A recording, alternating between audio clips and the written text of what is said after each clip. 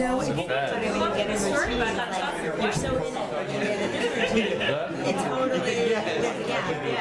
What we do? Good to see the Soul Burgers. Good to see you. Yes. I just figured that one of the cancers is going to get me. Medical things. My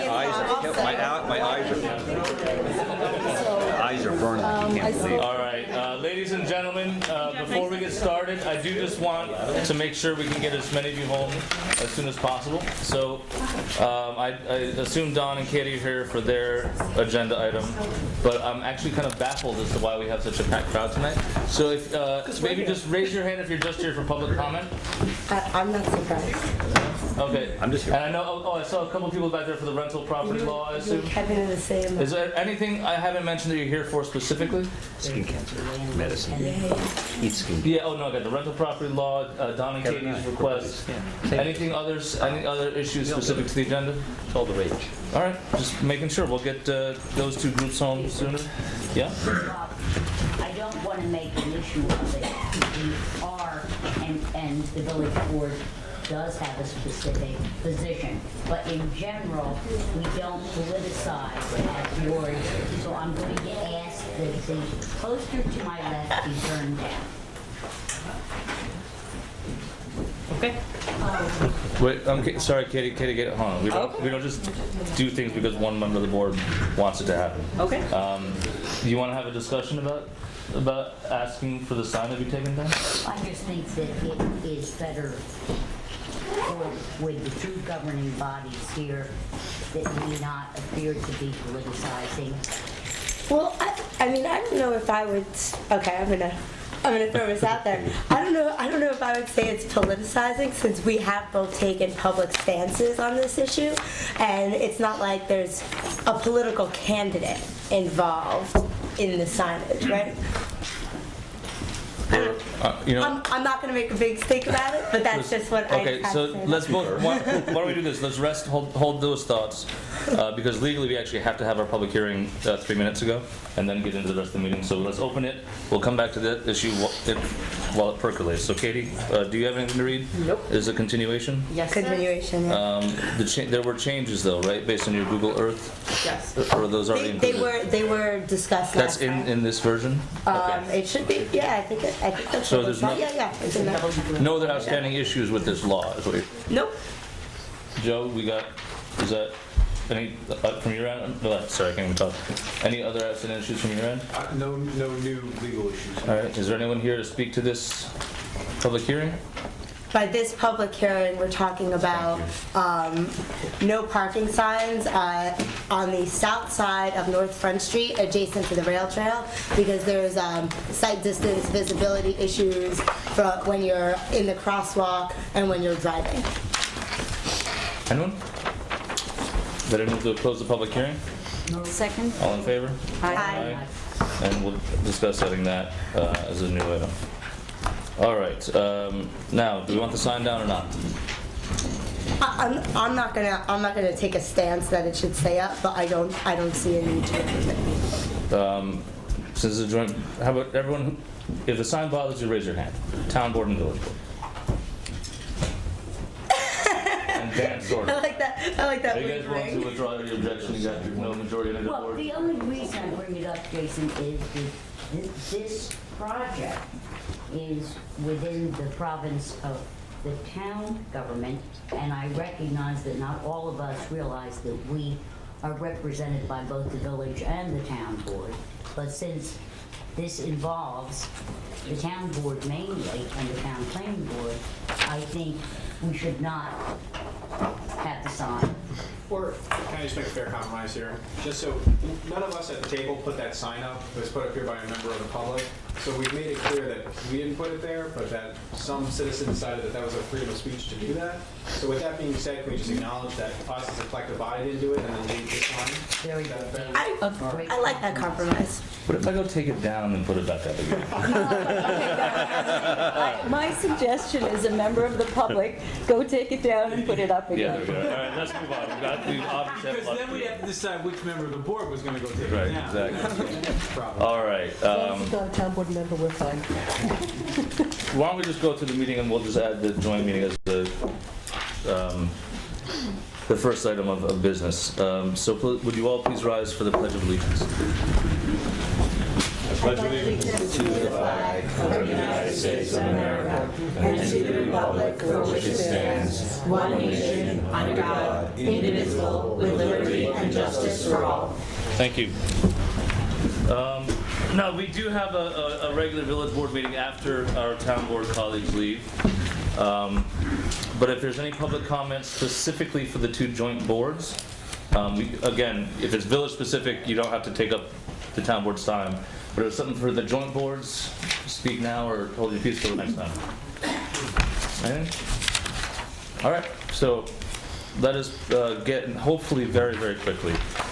The only item we have to discuss is parade and park use process. So this was the subcommittee, I think, of Ariana, Sally, Jeff, and who?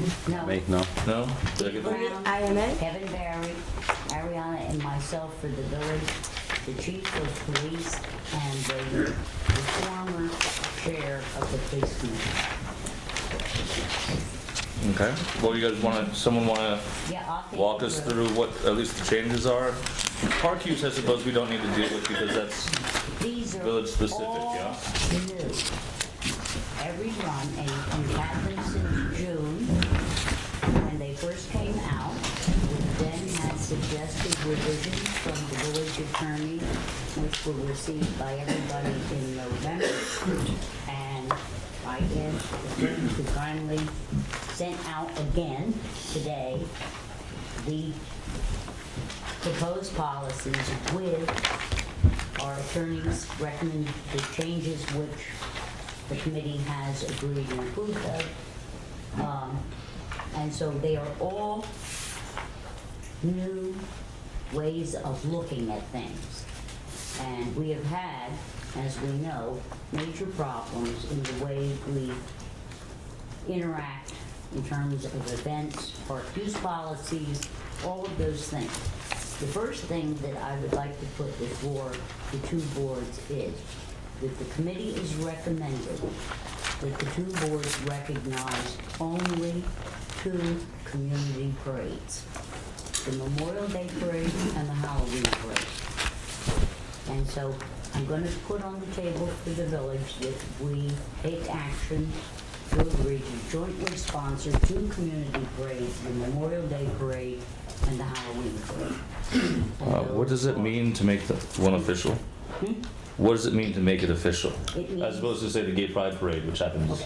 It means that the What's the people difference? organizing the parade are doing it for the community, and the community, both the town and the village board, recognize that, and there are no fees being proposed to be charged. I have the original memo up that I realized was not included in this, and it says because anyone can, this was our thought process, because anyone can march in these parades with open participation, there are no requirements for or fees associated with marching in the parade for people who want to participate. So that's why we said that these would be good parades for us to sponsor. Can we clarify why the baseball one is not included? Because there are fees associated with, and there's membership associated with with being able to march in it. Yeah, exactly. That's why we specified exactly what we did. Well, I'd like to just add a little caveat, because in a sense, the town has already distinguished that those two are the parades, that the Halloween and the Memorial Day Parade are parades that have been going on for an excessively long time, that are a part of the community character for a very, very long time. The Memorial Day Parade, of course, is sponsored by the veterans, and the Halloween Parade is actually, I think, sponsored by the Lions Club and whatever. And so those both have been provided for the community for a very, very long time. So the town, in its own budget, does provide for the cost of what it takes to sponsor these parades. And we've already adopted those as parades that we're going to sponsor, and we already are covering the cost for those. Is it in the A fund or the B fund? It's in the A fund.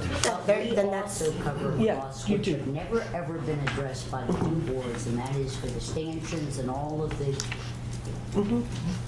Yeah. cross things and all of those kinds of things which never have been calculated into any past parade. But- I would like joint action that for whatever expenditures we all are involved with, that we will agree that there are 2 community parades. And I have a motion on the table for the village and a second by Ariana. So, To recognize the Halloween parade and the Memorial Day parade as the 2 as community parades. community parades, okay. It's been moved and seconded. Any discussion, further discussion? All in favor? Aye. Aye. Aye. I'll make the motion for the town board, even though We've already recognized this. we've already recognized, but let's, We can do it again. Yeah, but just- but it sounded, it was better because of the procedure. So moved from the part of the town. Second. Okay, any discussion? All in favor? Motion so carried. The problem where we had problems, I guess, in the past, and a lot of problems in the recent past, were parades in general. And so what the committee did was it came up with the idea, because parades can become expensive, we are proposing actually 4 parade routes. And of course, an alternate parade route if somebody has a better idea that they want to present to the 2 boards. And basically, what's going to happen is that since parades go on in village streets, but it is mostly the town police department that is involved in providing the security, all parades are going to have the approval mainly by the town board. The application will come to the village. It will be, then it goes over to the town and to the police department, who will review and decide the expenses. And all of this is on a very sliding thing, depending upon availability of people that the police department can call upon, and an estimate of the cost of the parade will be given to the town board, and a contract will be required of the applicant, if you will, who will agree to the expense of the parade. There will be required $250 deposit, a certificate of insurance, and then once the parade is held, the invoice will be delivered minus the $250 that people were asked to deposit, and everything is hunky-dory. I think the question I have, Sally, is if we go to the town or village of New Paltz event application, and then number 5, and it's once the police department makes its recommendation on safety and estimated fees for the event, it will forward the application. Are you in the application itself? Yes. Or the instructions? It's the page 1 of 3, event application for village or town. I think that's it. Yeah, this is the latest ones that I think, Joe, these are the ones that you marked up. Yeah. Oh, okay. So it's number 5, and luckily we have 2 attorneys here that can probably help the verbiage here, but so it's once the police department makes its recommendation on safety and estimated fees for the event, it will forward the application to the government that is responsible for the location in which the event will be held for final approval, and then there's a period there. So unfortunately, we probably need to look at a little bit of grammar there, and the reason being is all these events will be held in. Are you in parades or events? I am Page in 1-1, very bottom, number 5. No, number he's- 5. Over here, is this the same thing as this? Yeah, that's the same thing. Event Yeah, application. yeah, that's the one I'm on, right here. Yeah. This is the one that you sent over today. Yep. I guess the issue is one is that all events will be held in the village, so it looked like the village would have all approval. Because the part I find confusing then after that period is, should you request police, fire, or DPW, fire traffic safety control, the respective board. So if it's saying it's being held in the area, well, as far as I know, all of our parades are held in the village. I don't have any parades that I'm aware of in the town, but I could be corrected on that. But then it says, so if I looked at police, which would be safety control, the respective board. So if police are being requested or roads are being closed, it would involve the town police force. So I guess maybe Joe, I'll ask you, if the town police force is going to be getting the expense a line of this, does the town have the approval, or could the village approve it, and then it goes to the town board, and then the town board does not approve it? Well, You're actually, in the event application. I'm doing parades. okay, you know what, actually, if it's okay. It's all the same, I think, aren't it? If it's okay, There's- if I can just jump in for a I'm second. confused then, I guess. There's park use, there's parades, You and there's have events. 3 packets. I have 4 packets, actually. Okay, the first is New Paltz Parade application. Got that. Parade request application. Got that one, yep. That is where we are. I got that one, that's where I am. Okay. Yep. Now, that's not. So I guess where I'm confused is who's approving the parade? You are approving that the application comes to the village determines whether the streets are available, da-da, and then it goes over to town clerk. It is the town clerk, then forwards it to the police department estimates the cost, and a contract is then drawn up between the applicant and the town for the services. Right, to the applicant.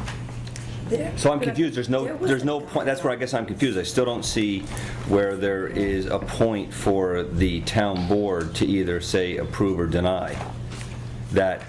So if the police come up with a estimate of cost. At the time the contract is signed by your organization and the town supervisor, you must give a $250 deposit and a certificate from your insurance company naming the village and town insurance as additional insured for $1 million. Well, it says once approved by the police and village board. There's nowhere in here that it indicates that the governing body of the town or the governing body of the... No, I'm final draft, parade request application. I guess I'm confused. You have a good point, and the way to answer that is we're trying to streamline the process. So obviously the police are brought in.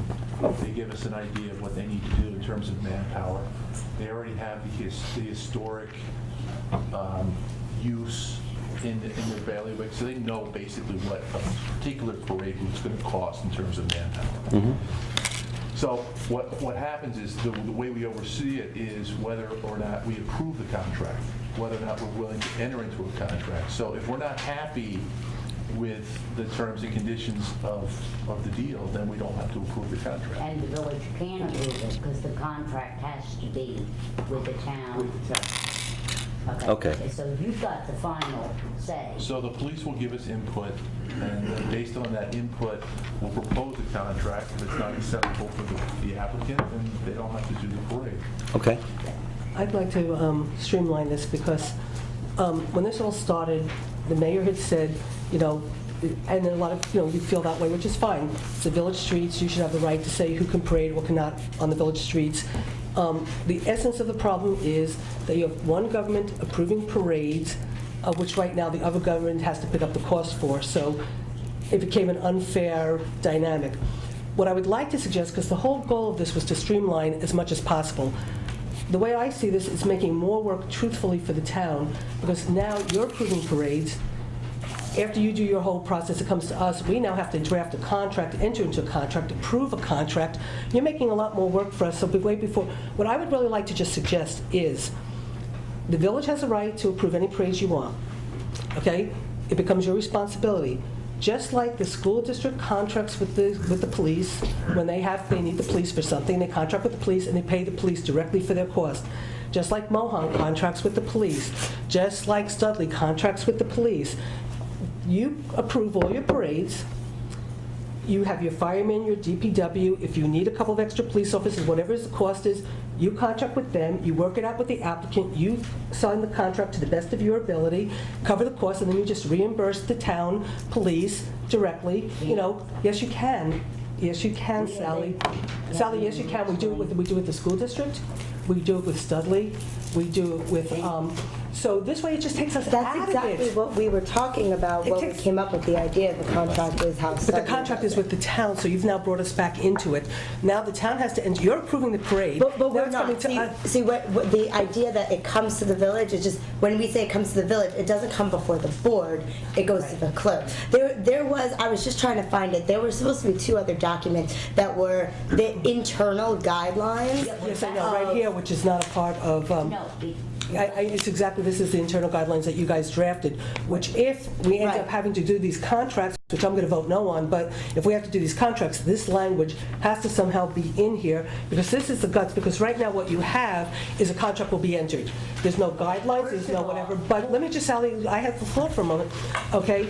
Is, again, I agree with these guidelines if we have to do the contract. I don't believe we have to do this contract. I believe, and I asked Joe beforehand, and it's not fair to put him on the spot, and we can ask Joe and, and Joe, but the school district hires the police, other organizations hire the police. If you guys approve a parade, because it's your streets, okay, we've said we're doing the Memorial and Halloween parade. The other parades you guys are approving because it's your streets and you're saying you want the right to approve things on your street. Go ahead and do it. Well, see, only one person said that, though. But I think everybody, I think this is the reason why we're, I don't feel that way. I don't feel like these are the village's streets. I feel like that was something somebody else said that brought up problems. And but well, part I of would the actually problem, prefer though, Susan, fine for you to is do the village parades and take it. No, part of the problem has been that the town has approved parades in village streets without ever consulting the village, and there have been at least 8 instances in the last 2 years. What we're trying to There's just been a lack Town of has never- communication. What we're trying to do is to have a cooperative effort. The police budget is the town. It is the town's decision as to whether it wishes the town's police to be used that way. If you want, and if the majority of the town board wants, the village to, and only the village, to have the right to approve parades and contract with the town police, that's a whole nother bag of tricks. That is not what the committee was appointed to do for the 2 boards. It is a joint committee. We address the problems in the way we were asked to be addressed. We have had these documents since last June. I think we ought to try this and see if we put a lot of time with the chief of police and the rest of the committee put a lot of time in trying to think this out carefully with both governmental boards considered and involved. And I would like to suggest that we try doing it this way. The internal instructions were done with, and it is really for the 2 clerks to determine how they internally want to implement all this. Those are suggestions. And we got feedback from them. Both the town clerk and the village clerk have reviewed these documents. They probably don't even remember because it's been so long ago. Blue Clover, our superintendent of public works, has reviewed them. Everybody had input into the development of this before the committee itself finalized the documents. So I would like to suggest that we try this. We may have to tweak it along the way, but I really believe, and I think, speaking for the committee, we really believe we've come up with a very, very sound, good proposal. It has been reviewed by legal counsel, and he made the additions which the committee is grateful for as to what should be clarified. And I think we can. I would like to suggest that we just try it. well, if I mean, I know Aaron wants to say, but there are some additions for you. I mean, I still might vote no, but if we're going to adopt this, there are some things I think needed to be added to it to make it more clear. But Aaron wants to say something. I was just going to say, we could come up with a template for a contract where it's not like you have to draft a contract every time. And that was part of what we were looking at doing, but we wanted this process to be approved before we took that next step. Because I don't think it needs to be something that is recreated every time there's a parade. There'd be like some fill in the blanks that would be a part of the contract that would be changed each time. But that's why we have the 4 parade routes. And the reason why we have 3 different applications because and this was part of the original memo.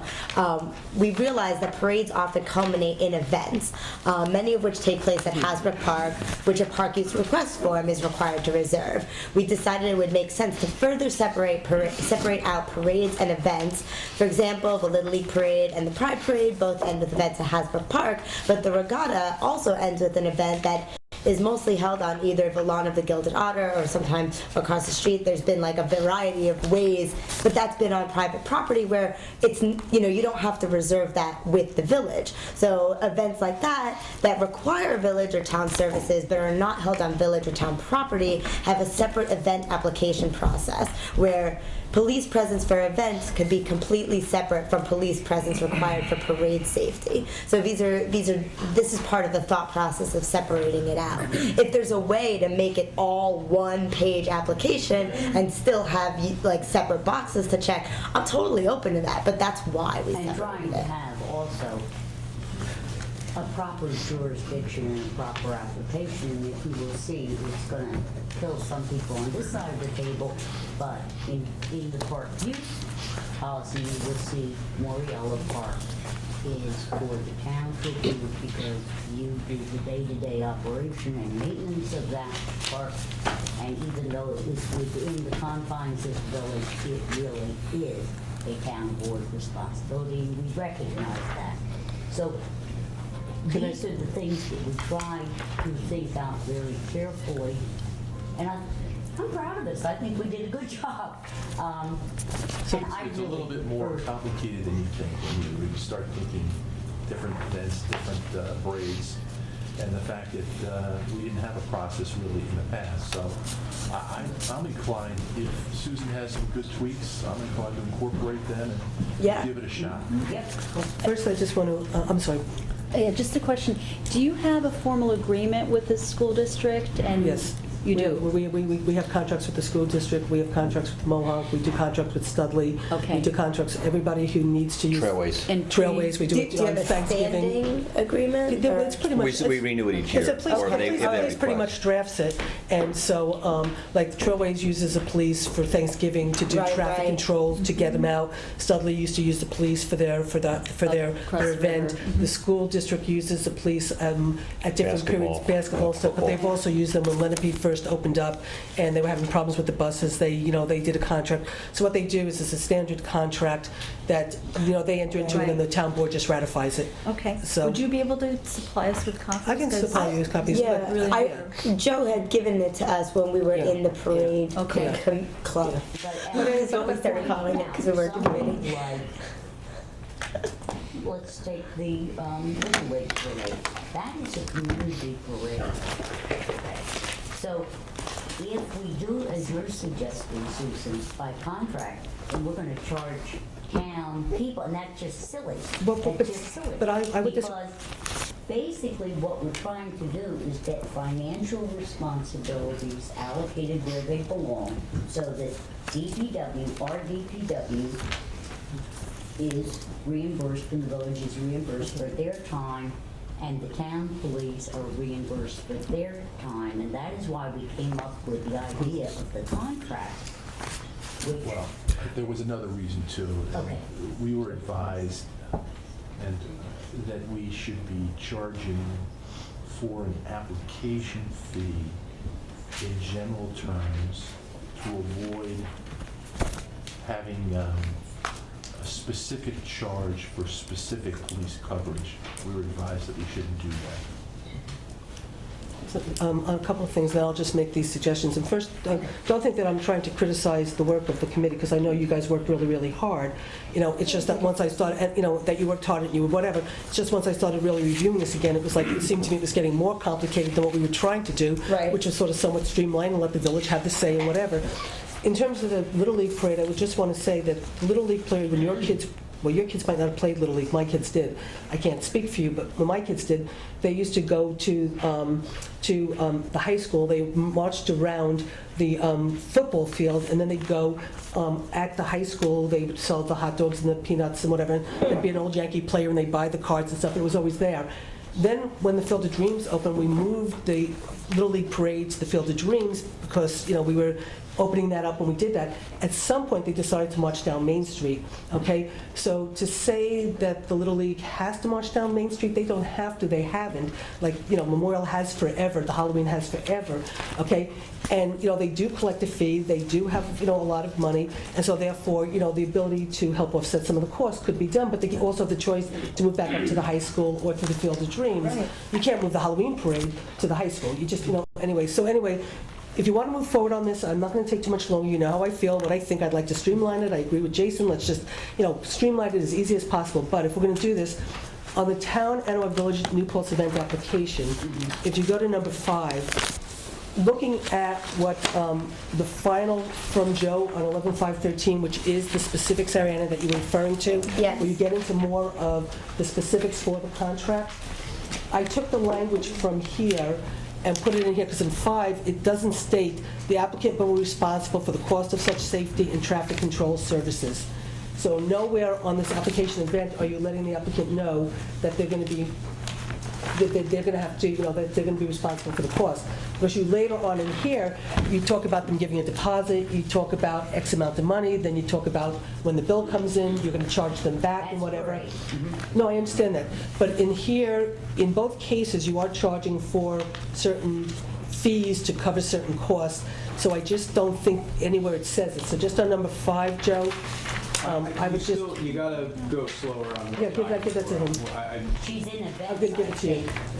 I Yeah, just would it's in suggest... the event These are your notes? document. Yes, I would just suggest that And it we says add that to town or number 5, village. which I took the language from your New Paltz Parade application instructions, which you final from Joe 11/5/13. So I just picked your language and just put No, it in I number think 5. that's a good catch, yeah. Okay, so I just put that in number 5, so I would like to recommend that addition. Okay. Do you want to do one at a time, or should I do all the additions? How many do you have? Just 2 more. Okay, on the town of New Paltz final draft park use request form, I didn't actually look through the village one because yours is so much longer than ours is. And since I don't have to approve yours and it's not my problem, I just looked at the town one.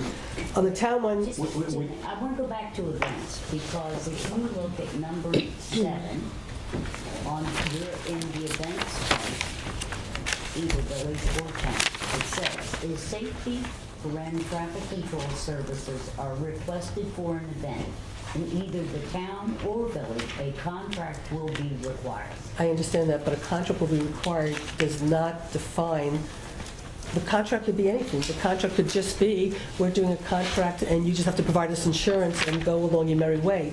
That's a, Now, So what you do is you draft the contract, you attach it to the application, and you refer to the contract. we are providing police services, Susan, for events which shall not be remained, for which the taxpayers are paying money. I understand that. Listen, I think your suggestion is a good one, that we should specifically say you will be responsible for the cost. I think that that's a Okay, perfectly you have fine it in the suggestion. application instructions, so why not That's have all- it in, that's all we're why not saying. have it on it? The applicant No, will it just be says a responsible contract. for the cost of such safety traffic control services. I don't know what more you want to say.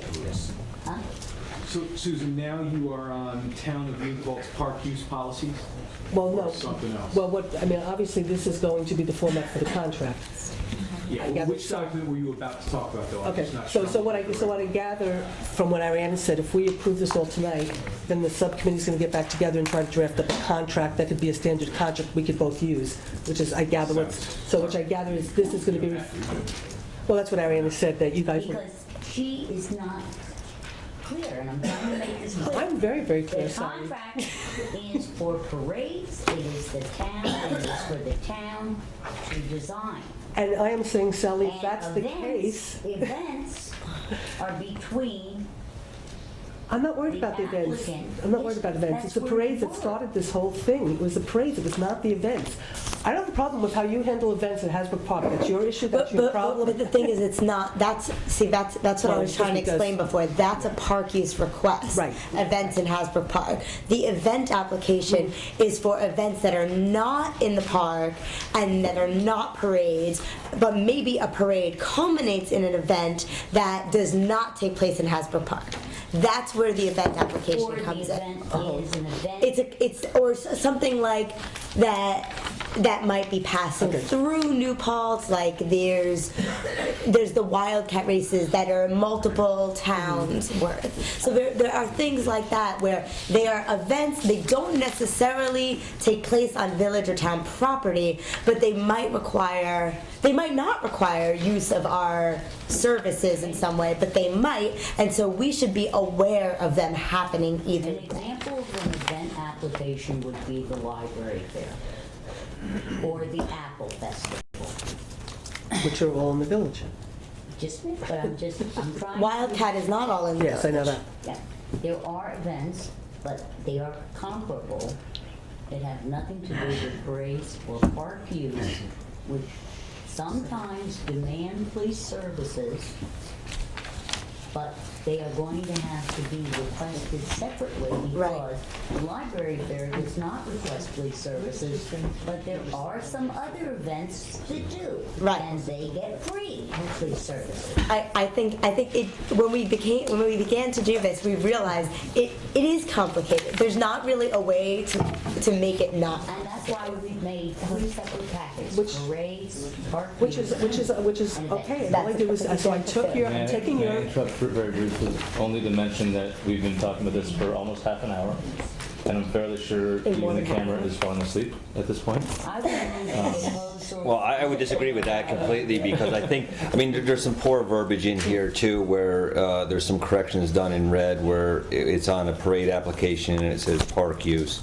So I guess these are not the really final drafts. There's another So draft after this. The question right? is, Is what that do we need to correct? get done tonight? I think is the question. Yeah, I'd like to hear a Well, also, suggestion. if you can answer that. Well, there is, Joe, this is not the final, right? Because I'm looking at the parade application here, final draft parade, and then in the bottom, in the red corrections, it says by submission of a signed application for park use. So it says parade request application, but yet on the bottom it says park use. So I imagine that will be So the grammar corrected. doesn't agree. Right, so I'm I'm, talking about a parade that's going to end up in Right, it Aspen might, Park. I wouldn't say it's impossible Referring you that. to the second application. Why don't we just suggest that board members from both boards that have written comments, submit them to Ariana, and Ariana will meet one more time as a committee, will incorporate these changes, and bring it back to the board for a 5-minute session. yes. Now, does Joe We and... have a problem in that 2 members will not be with us. Kitty was a member of the committee, she has now been. I will. Yeah. Dan has Love the volunteered to serve a volunteerism. parade. But I would ask both. And Randall boards, was part of it as well. This is something that should not have taken this long of a discussion. What would you like to comments by, Sally? By when? You're trying to set some... By next Friday. No, by the next... By next Friday, the last day of January, January 31st. And do Joe and Kevin Submit think your it's possible comments to make this into a single contract? by a single application, By I email mean. to me. Is that a Why do you have something possibility? that has I red? don't, The stuff I what got I've doesn't heard have tonight red. is that that's not a desired goal. And that's fine, maybe the committee didn't feel it, yeah. Because they feel like they are really. I'm just picturing myself as someone coming to this community wanting to have a parade, event, park use. I don't really know what I'm doing yet, but I want to celebrate something in New Paltz, and I'm handed 3 packets. So, I don't know what my event is, though. I want to have a parade, but at the end of the parade, I want to play bagpipes in the park. Then you fill out 2 applications. Oh, my goodness gracious. Can I just one second? I don't... Thank you, Joe. The copy that we got doesn't have red anymore. So the copy we got doesn't have red. I think you got something... No, this is the one from today. Everybody got the red copy. I got the red copy. The last copy I got was the very last. how it was printed. I will get comments to Ariana by Friday. I don't have everything. Thank you, Yeah, Ariana. Susan, here, take that. Wasn't there a motion that was on the floor as well at one point? No. You made a motion, you got a second, and then we never voted. No, she never got, no, she made the motion on the community Thank you. parade. We did vote on that. Yes, She you never did. got to the point to make a motion on this. Thank you, Linda. In honor of the long agenda that they were having, I would ask that all members of both boards and all comments, questions to Ariana and to me by what, did you say next Friday? Next Friday, January 31st. 31st. I will That is then a convene the final committee deadline. To review, and we Keep will this, come this is back the to final it. pack. If Katie, you just keep do everything not together. review these So keep those documents, together, yes. you don't get the vote. But I need to ask though, we do though have to just, and which is all fine, but people are starting to come forward with parades. Remember, the spring is coming. So Sally, I understand. I tried to put this on the agenda quite a many times, okay?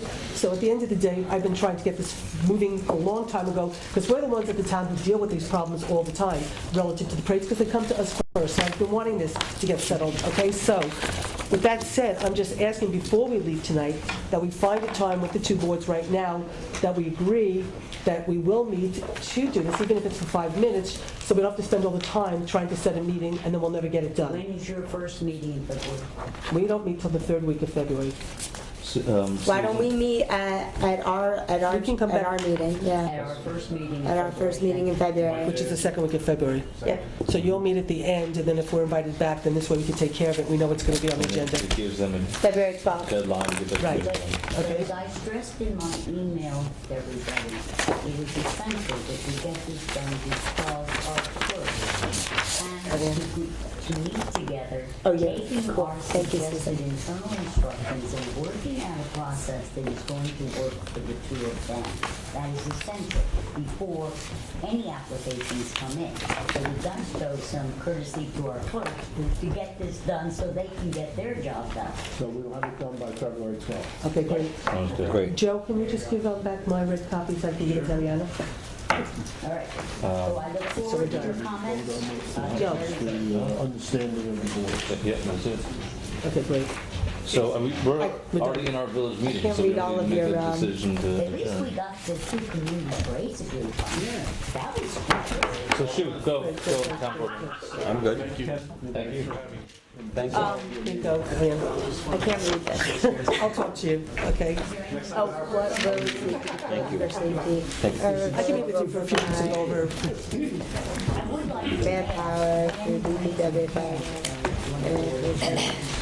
Okay, I can read it.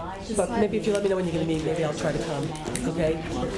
That'll help, and you can get me to shut up at the next meeting. We'll figure it out. Yeah, we'll figure it out. Yeah, I'm just trying to, you should have left, because I'm saying you should just answer the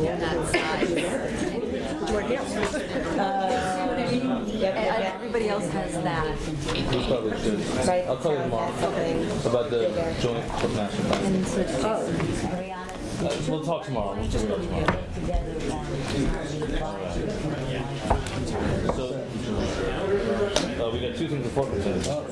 All right, anything besides the potential action on the local laws, or any approvals to the agenda, any addition to the agenda? Yeah, Katie? Rainier and Laris has asked us to make an emergency addition to our agenda for a change order, which is no additional funds. Okay. Anything else? Yes, I would like to add to the consent agenda the IMA that we agreed to that was never formalized and that Susan has now and the town board have signed it. And you all have it, you received it from Katie, and it's also on the table. Oh, the resolution. Formalized document, and I'd like to add that to the consent agenda. Can I comment on that? Not right now, unless it's about its position on the agenda. So maybe, Sally, if Joe has comments, we should not have it on the consent agenda? All right, but then I'd like it to first order of business, so it is. Well, we have people waiting for Yeah, things as well, well. yeah, I have an addition also. Yeah, what is yours? Everybody received the Hurricane Sandy grant application. The deputy clerk sent it out. I'd like to add at least a discussion on that, if not the ability to move forward. It's connected with New York Communities Rising, and it's due on January 31st, so we need to move very fast, which is why I sent it to all of you last week. Well, I guess through Sally, the deputy clerk actually sent it to you last week. So that's different than what we got today. And I would like to pull off the That is not consent something that we agenda got the today, no. tax, item number 7, because that should be done by a separate formal motion and resolution of the board.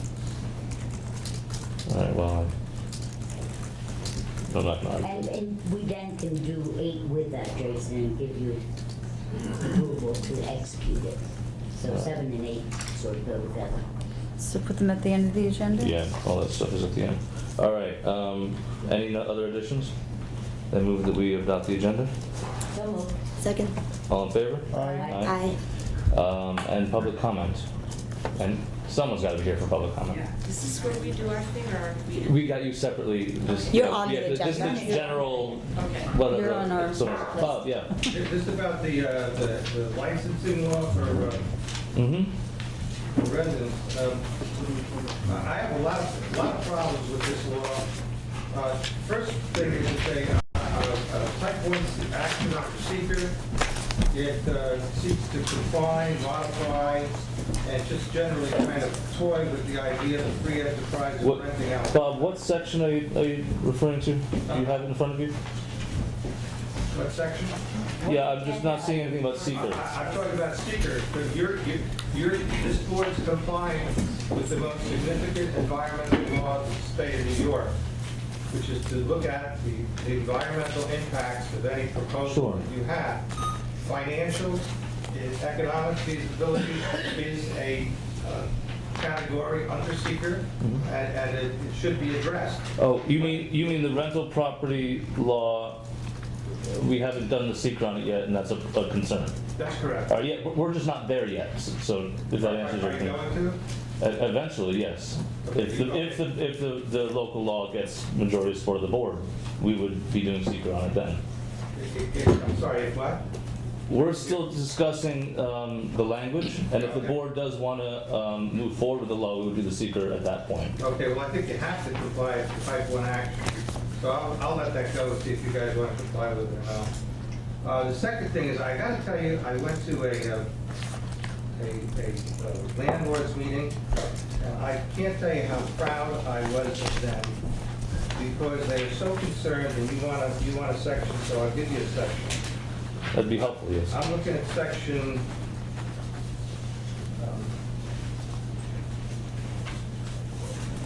129-9, specifically C and F.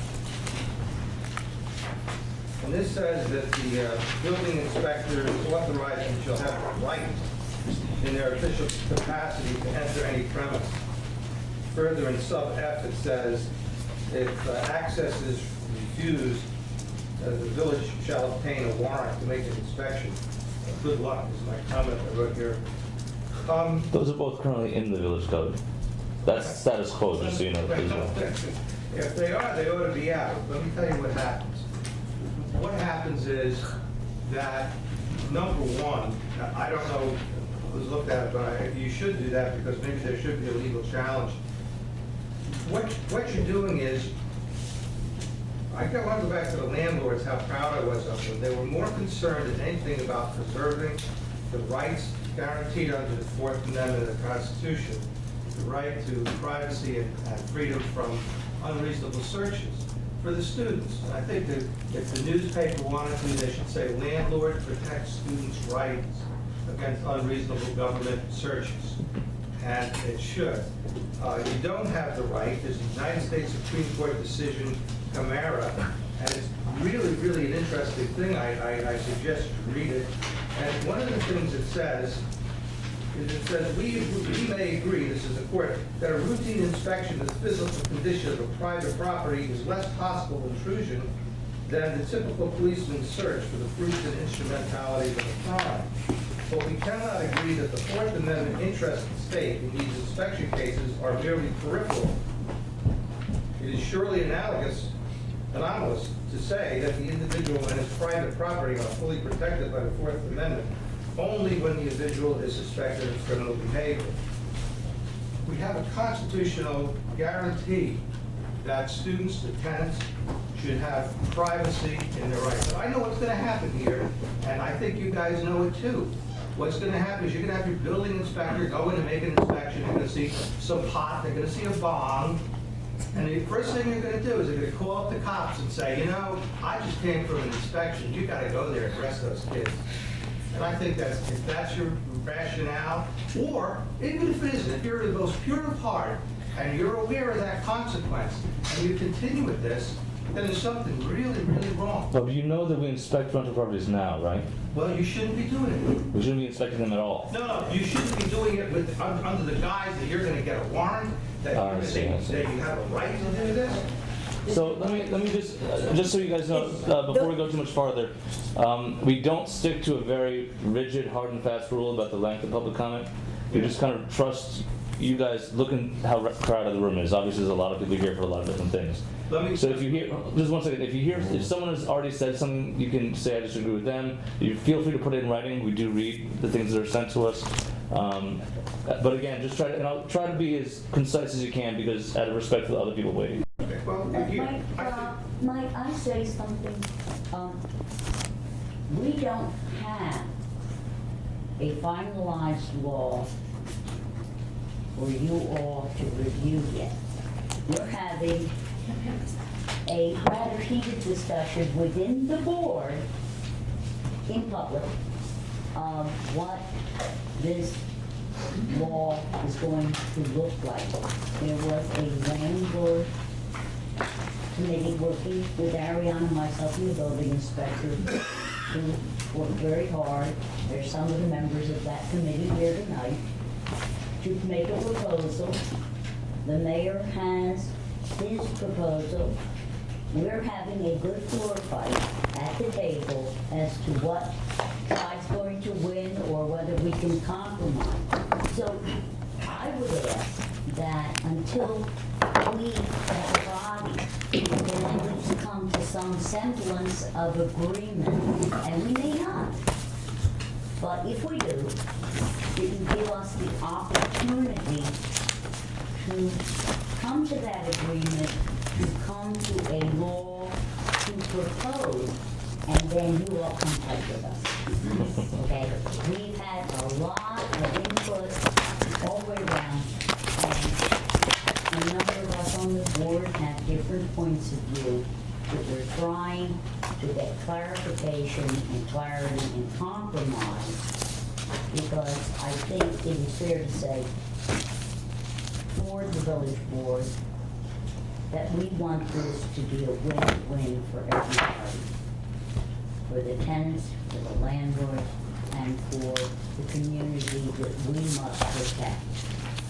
And so, we do have different points of view at this table, and I don't know how it's going to end up as to who's going to win the proposal. But before we get, because all too often we put the cart before the horse and we start yelling and screaming before we even hear what it is that is being recommended. So I would ask that we wait until we get it done and then propose.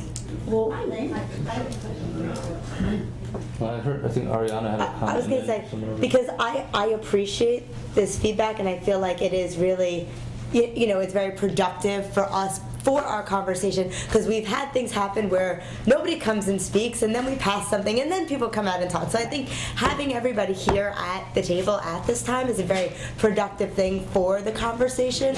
But I think you should all know that, yeah, this is not something that we agree on at the table at all yet. But everything that you say is something that could become part of our conversation. So I don't know if maybe the best way to do it is to have, you know, written. So, I mean, I'm not saying don't say anything here tonight. Please do. But if we could have some of this stuff in writing, that'll help us actually incorporate it into the law. If we can find a compromise here as well.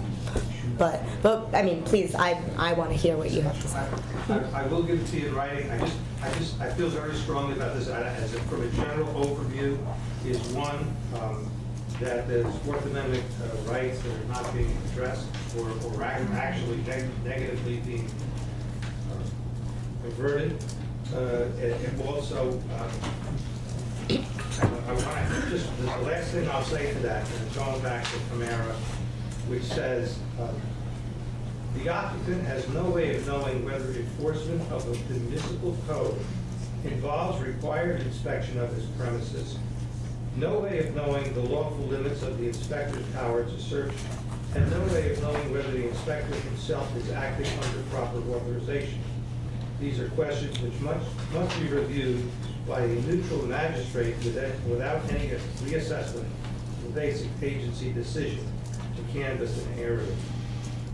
This is precisely the discretion to invade private property, which we have consistently circumscribed by a requirement that a disinterested party warrant the need to search. So they're talking about getting a judge to sign a search warrant. I'm really concerned about that. I'm really concerned about putting students and tenants in a very bad position where they've got, jackbooted building inspectors coming in and running through their private papers, their possessions, turning over. And you may say, as some people have, well, the building inspector really doesn't do criminal things, it's administrative search warrant.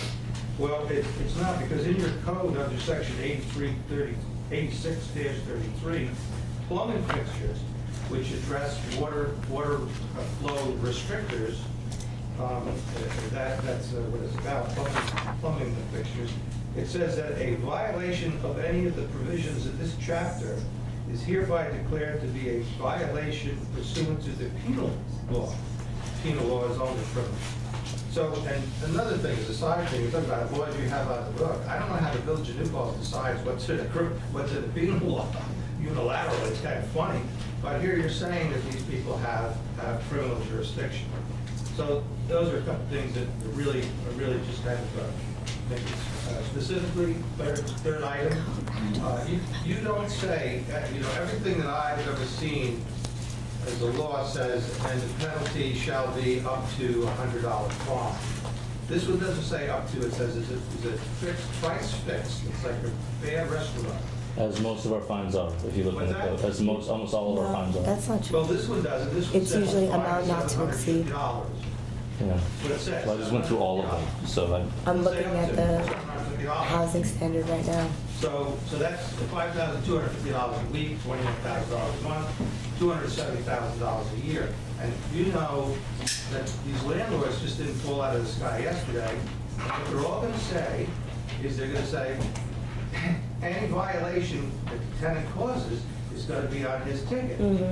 So what you're going to do is you're going to wind up setting up a set of facts where not only, so you're going to wind up giving somebody, they're out a week, that's $5,250. You're going to give that to a tenant you've already confused by having a jackbooted building inspector rummage through their stuff, scared to live the daylights out of them, and then pulling up the top and getting some kind of arrest. Don't laugh. No, it's just the image of the jack. Wait. I'm sorry, sir, but you used an analogy which is just ridiculous. We have we have no jackbooted people of any sort. Right. So you can, I did not laugh, I will say one more thing. I did not laugh at anything you said of any substance. Nothing of any substance. What were you laughing at? Jackbooted building inspector. And I think that's more than humorous. Yeah. So then you weren't laughing at it? The jackboots haven't come in yet, Bob. I'll just say one name, Hold Allison Murray. on. She's long gone. All right. Bob, John. All right. It was 9 years ago. Look, if the law provides... Mr. Gabrielli, there are lots of people here, and we'll have plenty of opportunity to talk about this in more detail. And I think there's other people here to speak to the same issue, I'd imagine. Linda, did I hear you have something down there? That was a long time ago, actually. But I just wanted to know what was going on to make you want to have this kind of a law, because I know Sally said she wants it to be a win-win for everybody, and I say this respectfully, but so far it seems to be a lose-lose for everybody. And so I guess I'm trying to find out what provoked. What provoked it is, very briefly, as the one who wrote the original draft. I'm sorry. Oh, no, it's fine. Oh, please. If I get insulted that gently for the rest of my life, it'll be a blessing. Two things, really. One is that in discussing, actually, when we hired our planner for the first time, I spent a lot of time with the building department figuring out who fit where, and what we came up with was one of the many things that we realized was how poorly rental properties were being inspected and how poorly the laws that we already had on the books were being enforced. And what this law is designed to do is to give our building inspectors different tools, and it's based on actually licensing your car at the DMV. which is basically, many people haven't seen this law. There's a checklist of state laws and local laws, which we have to enforce both, which we made up, and just all it is simply, when you register your rental property, you have to pass 100%. There can't be any gutters hanging off, there can't be any whatever, ceilings falling down, everything from the cosmetic to the structural has to be in order. A year later, you get the same form and a visit from the building inspector, and if you don't have that, still 100% up to code, literally, you get an appearance ticket and you go before a judge. Like being pulled over, like being, right, no, we make the appointment, so, it's a year, 12 months later, we make an appointment with you, or whatever, we set the date, et cetera, et cetera. But instead of getting order to remedy after order to remedy, and some stories I've heard where they've actually gone the entire length of the lease with a complaint pending because of the way that the system was designed by Ms. Murray and Mayor Nyquist back in the mid-90s, which is the law that we've been operating under for 20 years. So what it is taking a look at the law we have, finding out what's not working, and I think, I agree with that, I'd like this to be a win-win. I understand it's going to be painful for landlords, and I understand under some circumstances, costs will be passed on to tenants, but not under all circumstances. And also, the fact that there'll be more clarity, everyone will know what's expected of them at all times. Because what you've got is, you've got that list, you know what's coming 12 months from now, what we're going to look at. And that's why I use the analogy of getting pulled over. Like when you register a car, it's your responsibility to know the rules of the road. So you get pulled over with the taillight out, you get a ticket from the police officer to go before the judge.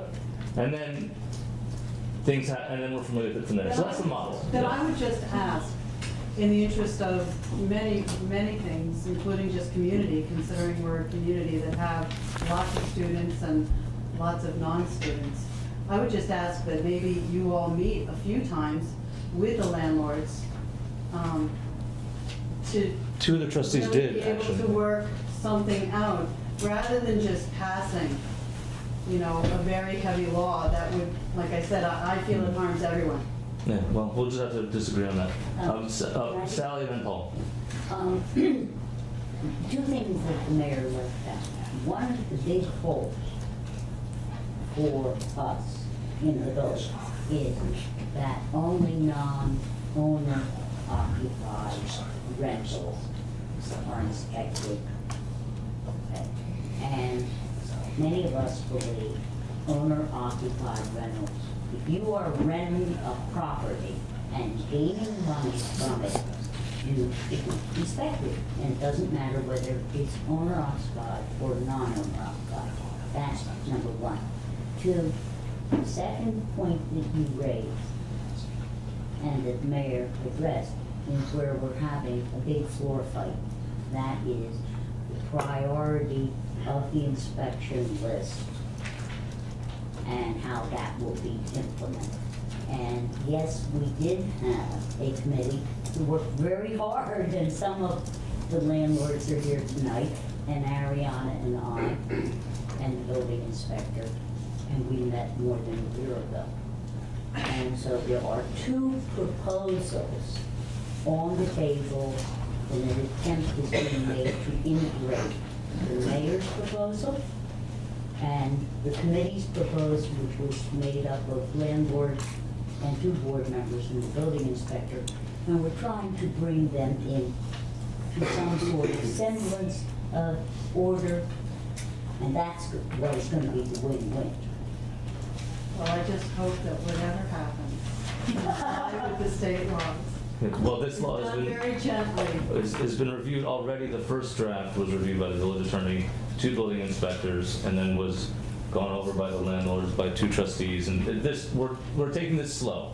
Please. And of course, we are with this one. I know how this one was going to be. Just before Paul gets his chance, just one other thing, because I forgot to mention this about everyone win. Sorry, Tom. Poke my pen. It has nothing to do directly with this law, but an unanticipated consequence would be that property values would go up across the board. Because for every rundown, of course, nobody here, but there's lots of out-of-town renters. But if every property in the village were fully up to code, every rental property, and 75% of the population lives there, you know, bringing the kind of very rundown rental next door up to par helps your property values as well. It's not purposeful, but it's there. And I have to say that when you fine people so much, then they can't afford to put the money back in. This is where the balance is. And I could see a definite scenario where a heavy-handed law could make properties dilapidated instead. You know, it would just be too difficult for people. And so that's the other side of that issue. And I'd be glad to talk to you about that. Well, let's do that, and we'll move on and keep people Okay. going. Paul, Thanks. please. Thank you, by the way. Mayor West, good to see you. You too? Glad you're back with us. Thank you. Glad to start the year with you telling us that we want to hear from the public, and I thank the whole board, because I know there are places where they don't have time for the public input, so I thank you for that. One of the things I would I hope for as we go forward to this new year is some guidance about how long appropriate public comment would be. I've conducted these meetings, I know how tough it is when there's especially an emotional issue. I think our community is used to 2 to 5 minutes, 2 to 3 minutes. And also, at particularly tough times, we had to, in the planning board, this was when I was chair, say, look, we're going to take a half hour because we're all volunteers and we're going to listen a half hour. And by the way, we'll stay around afterwards. And that, when the camera shut off, we found that sometimes the comments went down. So I would welcome your guidance on these kinds of public comments. With regard to this rental, I'm not a real estate agent, I'm not a landlord. All 3 of our daughters have rented in college towns, and so I think I understand what both groups or all groups. I mean, I think it's unfair to say that the landlord's at the table. Why aren't I there? Why aren't some parents there or some students? So sometimes public information meetings where you hold your conversations. I'm delighted to hear there's a healthy discussion between and amongst, and I hope it's amongst all 5 of you. And have it here. Let us know. I think there's a feeling in some towns, I hope it's not here, that it's what the government's not doing for us, but what it's going to do to us. So if this healthy discussion is right on the pinnacle, don't have any more private meetings. Hold an informational meeting. And one thing I would ask you to do is tell us what the end in mind is. I learned a long time ago that it's often useful to begin with the end in mind. You mentioned the laws of stopping my car. I know what it is. We all know that siren in the back. But I know the end in mind. And sometimes my desire to get there fast interferes with other people's safety. So I'd like to understand what your end in mind is. All of the people who are discussing this, if you could come out with a statement of that, then we could see who's for it, who's against it, or how we can contribute to a couple of informational meetings. So I want to say one other thing, that I know how late it gets for all of you, and I know our brains stop working. And for me, they stop working earlier in the day. And it's part of my living now to listen to these meetings, so I would like them to go shorter. It took us about 35 minutes to come to the conclusion that we couldn't come to a conclusion on a law that a committee worked long. I think I've heard enough of that. Effort does not equal outcome. And I don't care how long they met or who they met with. They didn't meet in an open way that I know about. It was open to them and I trust them, honestly, but it wasn't open. So it was a pretty good discussion. There were 7 people who spoke. Only 3 asked questions, and they are often the most helpful for clarification. You asked one of them, Mayor West. And there were, for 7 people, not too bad, an average of only 3.5 interruptions of other people speaking and talking over, except that one member interrupted 25 times. And that's destructive to communications, and I'd like to see it stop. Thanks for letting me speak. Thank you, Mr. Wall. John? Hello, Board. My name is John Johnson. I'm a resident and landlord in New Paltz, as most of you know. I'd like to start off by saying that my wife and I have made this our community, and we like everyone sitting on the board and most of the people in this, I would say everyone in this audience, want to see New Paltz as nice and as beautiful and within harmony as best as we can. There is too much fighting going on in this community. It's pretty sad, actually. I would like to say that this law that you're proposing, I believe, is not only excessively punitive, but also discriminatory.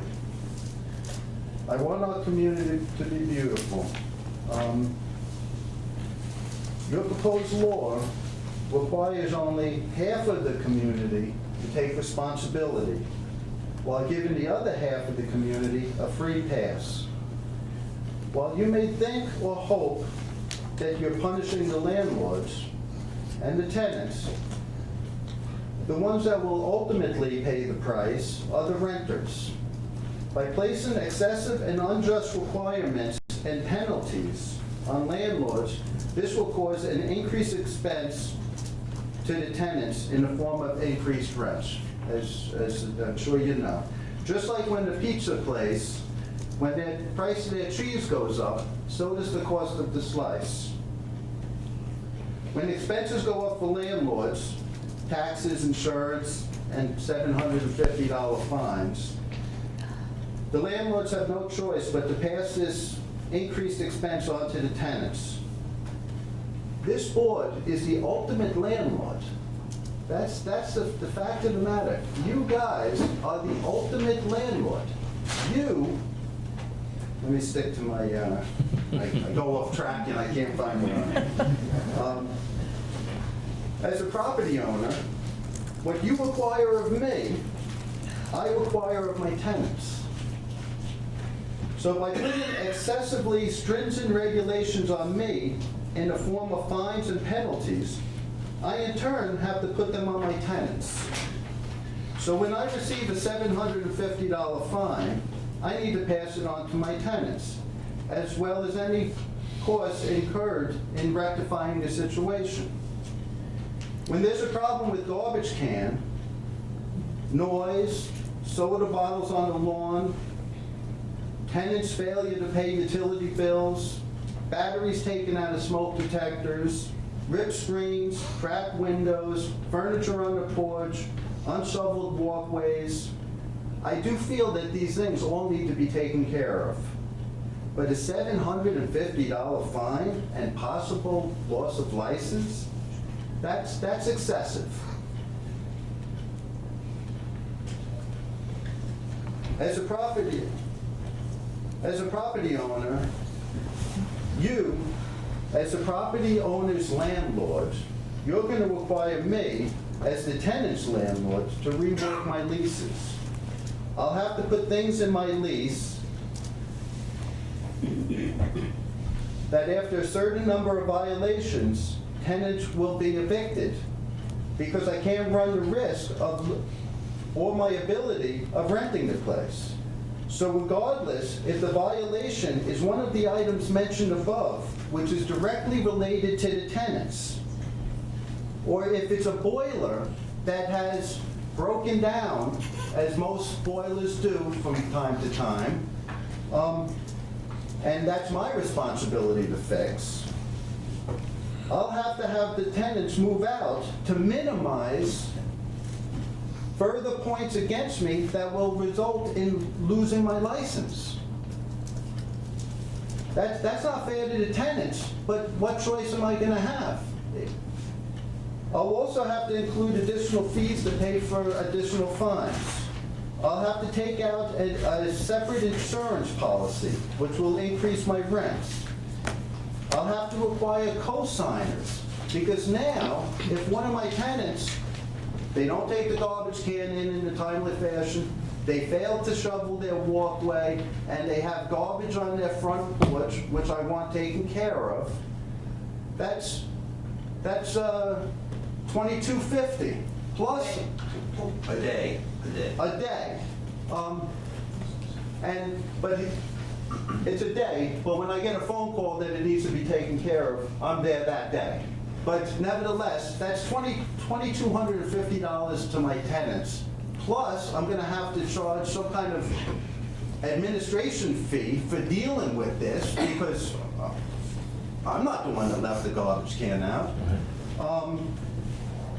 There's a list of other things, I don't even know what I'll have to put in my lease. That's all gonna fall on the backs of the tenants. Well, John, let me ask you a question, because there's among some of the comments I've heard in the community, there's one big misunderstanding about what this law does and doesn't do. Just so people are clear, there are zero new requirements for landlords, none. So everything because if you look at the law, they're not enumerated. Jason, So I understand that, but the John, big difference is... John, excuse me, because this is just the point I wanted to make, because I thought it might shortcut something, was, I forgot now. No, I swear, I have no idea what I was about to say. Go right ahead, please, but just remember, but Yes. It's already. sort of wrap it up a little bit, yeah. I believe you were going to say it's already on the books now. So if it's already on the books now, why hasn't it been enforced? How many people have been taken to court to take care of the garbage can, the walkway, the unsightly conditions of the place? Why hasn't anyone been taken to court? If someone's house is in such disrepair, they should be taken to court. I would be the first one. I could walk down the street and I could point them out just as well as you can. But I have a half a page left, and then... Try to wrap it up quickly. You've been going for a little while. And Once again, I'm the middleman. What you put on me winds up on the backs of the tenants. The more you acquire, the more expensive it becomes to live in this village. And it is very expensive to live here. The average taxes in the village is $10,000 a house. That's astronomical. The tenants say, why is rent so high? Why? Because we have such a high tax rate, and the law discriminates again. And this is really the key to my argument. This law discriminates against people who can't afford their own homes because it's requiring them, my tenants, to pay for things that it's not requiring the neighbors to do. I feel discriminated because you're holding me to a different standard than my neighbor. You're giving them the ability to rectify a problem, but you're not giving it to me. I'm automatically found guilty and hit with a $750 fine. I believe that it's not only fair for my tenants as well as me. I would like the opportunity to correct any issues that need correcting. If you go down Church Street, you can pick out the worst maintained properties. You'll find that they're mostly owner-occupied properties, and you can find this on many other streets in the community. All I ask is the ability to correct any problem without holding a gun to my head, that if the building inspector, and in that law, at his discretion, he can revoke your license. Not he must revoke your license, at his discretion. So if we have a building inspector that has a grudge against someone for one reason or another, they'll be fired. Perhaps someone asked them to do something to someone. It's unfair and it's unconstitutional. I would be more than happy to work with any of you to come up with a solution that fixes the problems that we have. If we need an aesthetic rules and regulations, let's put it in place, but let's have everyone in the community abide by it. If we need a noise ordinance, I found out last night at a planning board meeting that the police went to a particular property of mine 6 times. I was never notified by that. Never notified.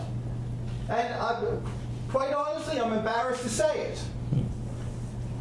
Anyway, thank you for your time. Thank you, Mr. Johnson. Thank you.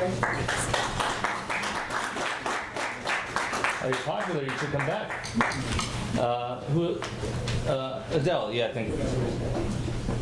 Sorry, we got participation government students leaving, so.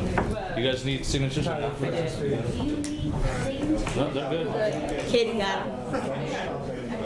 You signed? I hope you made them wait at least for. All right, good. I just do it very discreetly, so it doesn't interrupt the meeting. No, yeah, I don't embarrass them in public. Adele, what's hey, folks? Thank you. We want to be able to hear each other. My name is Adele Berger. I'm a New Falls village resident for a long time and a property owner.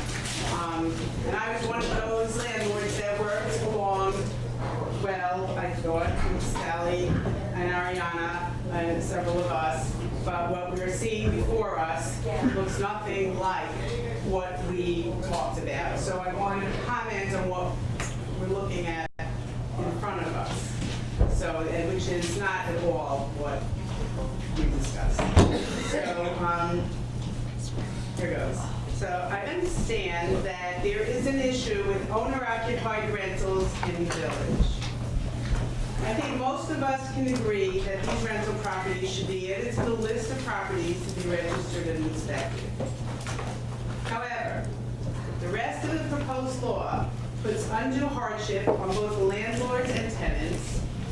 It's $750 per violation per day. For a leaky faucet, for a small crack in the side of a window, for a small chip of paint. Imagine having to go to court for this. As I look out of my window while typing this up today, I notice a small 4-inch crack on the lower edge. There's no cold air coming in, and when I touch it, I don't feel the crack. I don't want to call someone to come and fix it now because it's cold and it's difficult to match the glass in my older house. I actually like it and it adds character. Why should I? Maybe I'll wait until it's not so cold and find the appropriate company to replace it. But according to your law, if this was a rental house, this decision could cost the landlord thousands of dollars. There's way too much room for abuse of power in the proposed law. The building inspector's discretion could mean anything. What section? Do you have in mind? I don't have the I do have it there, but I think the building inspector's discretion is stated twice. There's way too much room for abuse. Who's in favor 1 year, maybe out of favor in another? A reasonable building inspector 1 year and an unreasonable building inspector the next. We've had our share of building inspectors in the village and we know that this is true. Also, there's really no good way to do a good job inspecting properties with this new law without spending big bucks. Therefore, the law will be enforced selectively, and that's a big problem. A license. Why would a property owner need a license? No one in town except the bars really need a license to operate. So if that's the case, then you as a village board should do a long-form seeker review as to the financial impact this law would have on our community. It could be quite substantial. Imagine trying to sell a rental house and telling the potential buyer that they need a license to be able to rent. This part of the proposed law would cause an undue hardship for anyone trying to sell their property. Based on the state law, the building inspector currently has the right to condemn any property that's too dangerous to live in. That should be enough. The current laws are stringent, and if enforcement is an issue, then you should work on that rather than making new laws. Thank you. Thank you, Don.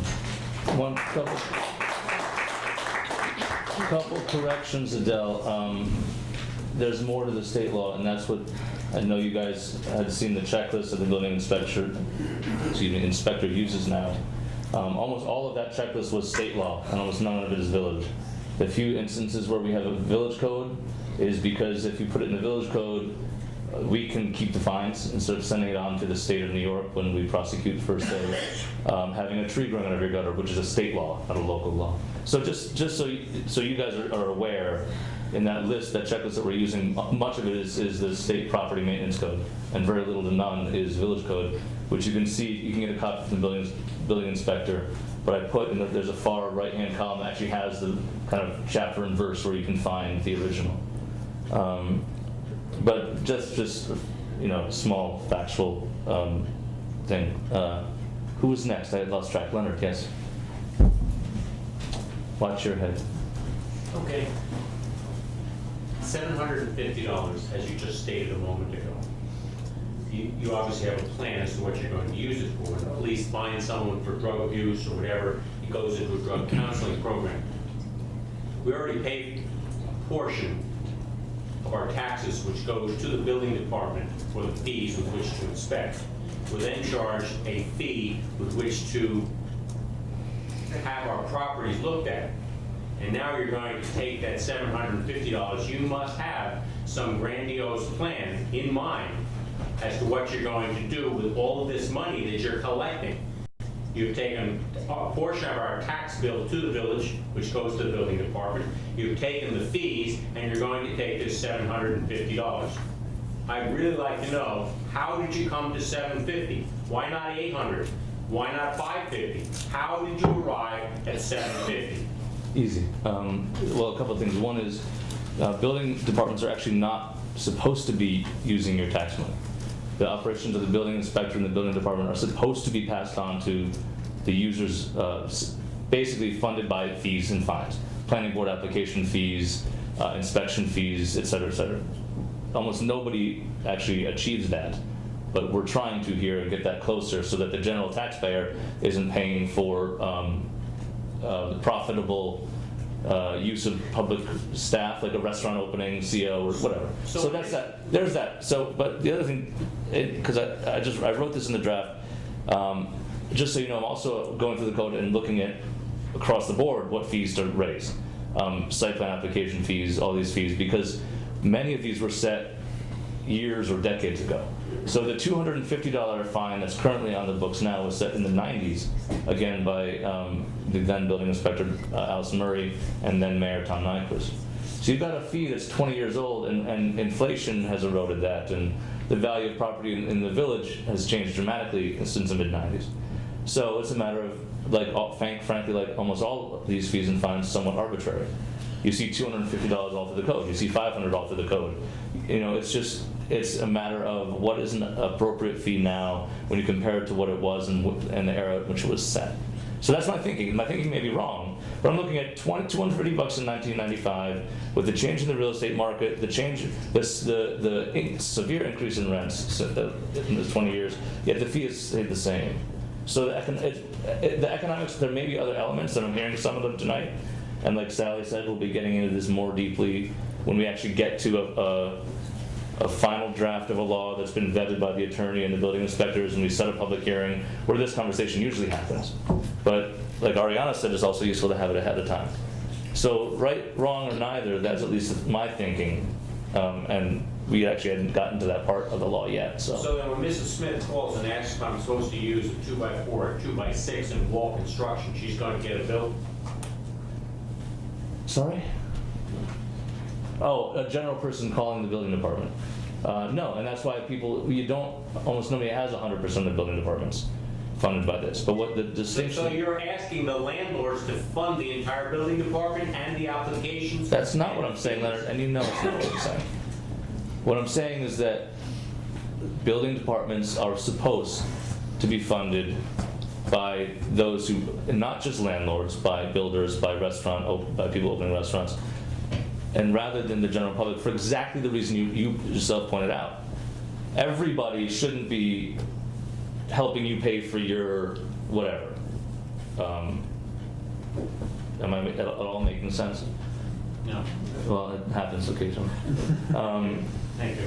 Yeah, look, it's like any fee or fine is an arbitrary figure. I put $750 in there as a comparison between how long it's been since it was raised and how low that number is in today's dollars as compared to $1995. And I'm looking at the same thing with all sorts of other sections of the code as well to get everything up to a par. But none of this is written in stone. the village board hasn't, as far as I remember, decided on a final dollar figure. We haven't even gotten there yet. Jason, I have a question. Yeah. I'm looking at the lots 129-33 penalties for offenses. It says it was amended in 1989 and then again in 2002, and that's at $250 for each violation. Have you looked at each of what those local laws were to know when that $250 was put in place? I haven't, but I will. That's a good point. Just because No, what that's you're interesting, referencing yeah. is inflation and Right. what the comparable was, so that's why I'm wondering. Right. You know, That was because just- yeah, if that was the done in starting point. 2002, it'd be different than if it was done in In 1989. 89, yeah. I thought it was 95 in the law. Under failure to register, that was done in 2008, and those fees are not to exceed $450 Right. throughout the failure to So they went up by register some, but not as much as I proposed. well, it doesn't, it says it was amended in 2008, but it doesn't say Oh. anything about So it when could've- it was, anything else, so. That, I just wanted a point of clarification. Hold on, Adele, I want to get to someone who hasn't spoken yet since we're at 9 o'clock yet. Yeah, John? Well, I have to tell you, what really got me upset with you, Jason, and even the rest of the board, was I was watching a board meeting in October, and we were discussing this very section on how much to make the penalty. And what you said, what came out of your mouth, I'm telling you, I was so upset. You said, well, these landlords are making a fortune, $600 a room, a fortune they're making.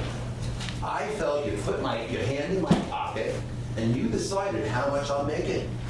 How do you know what my profit is? You don't.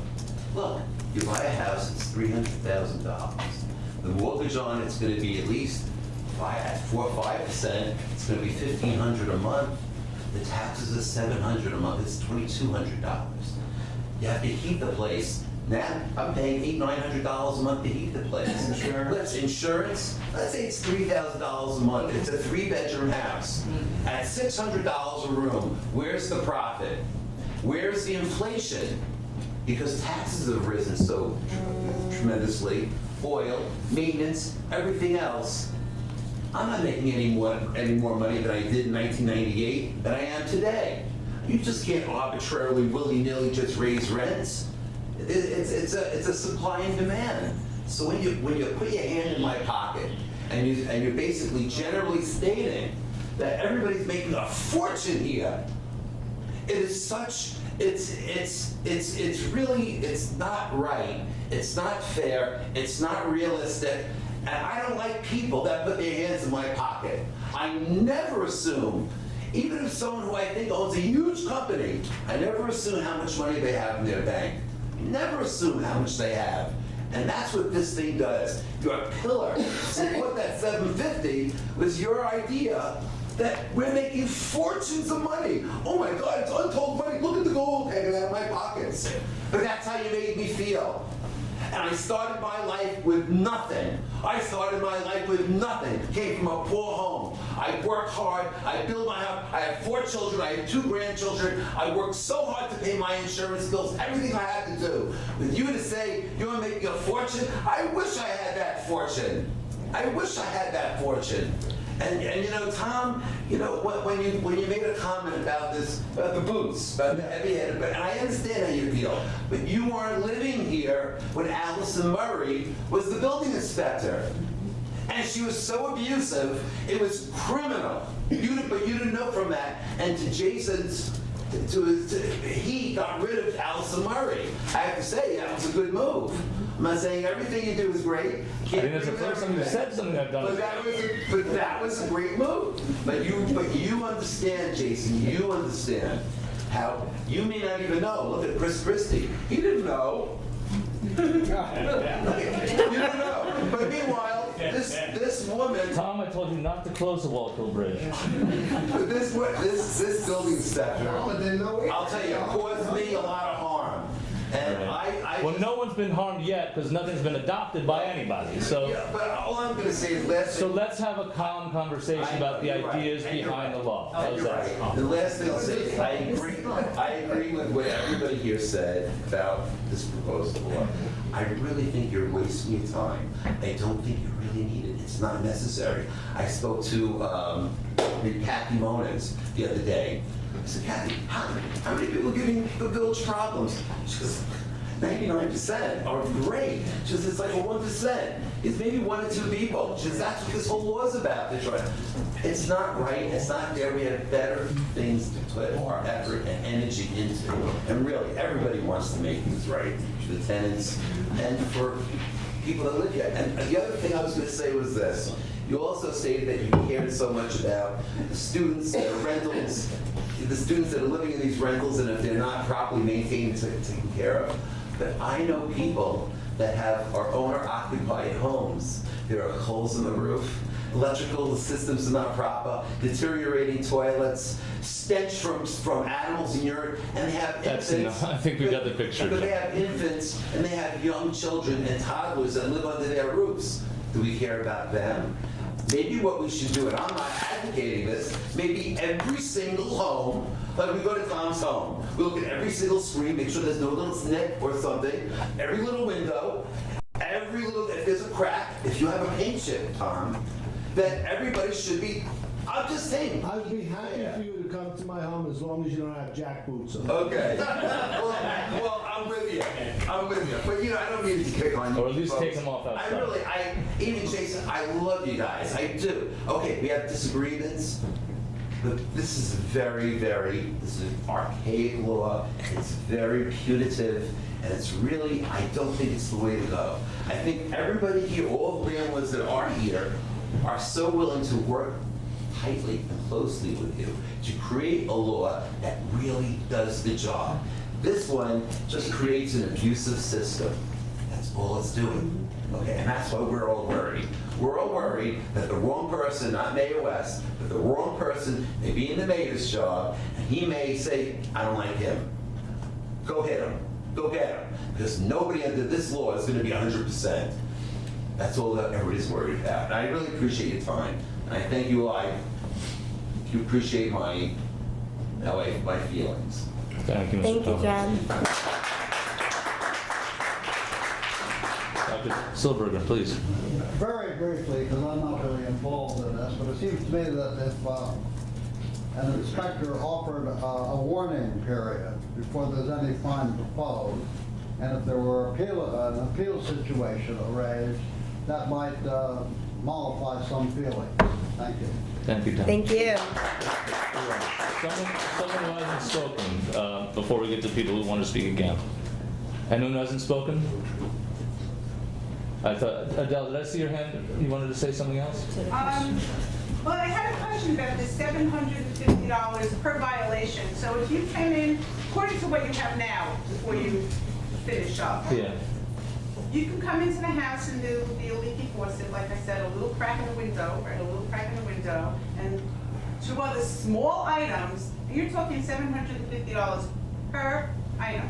What would? You could walk, and they can be tiny little things, right? We're not talking about no heat, no plumbing, no water, nothing like that, no Sure. dangerous situations. Right. We're talking about high grass, right? A paint chip outside. The maple sapling, that inch high in your gutter kind of thing. Yeah. $750 per violation, and you get an appearance ticket and you have to go to court. Yes. Really? Why?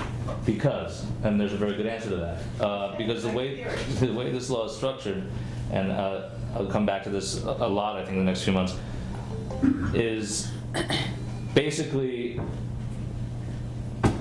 hit every landlord over the head with what you need to do, and give you lots of time to do it before we come and look at your property. So that's why to first get your rental license, you have to fill out that checklist, which says, maple tree in the gutter, yes, no, not applicable. I don't know why it wouldn't be NA, but there's some things that apply to some properties, We don't not have others. gutters.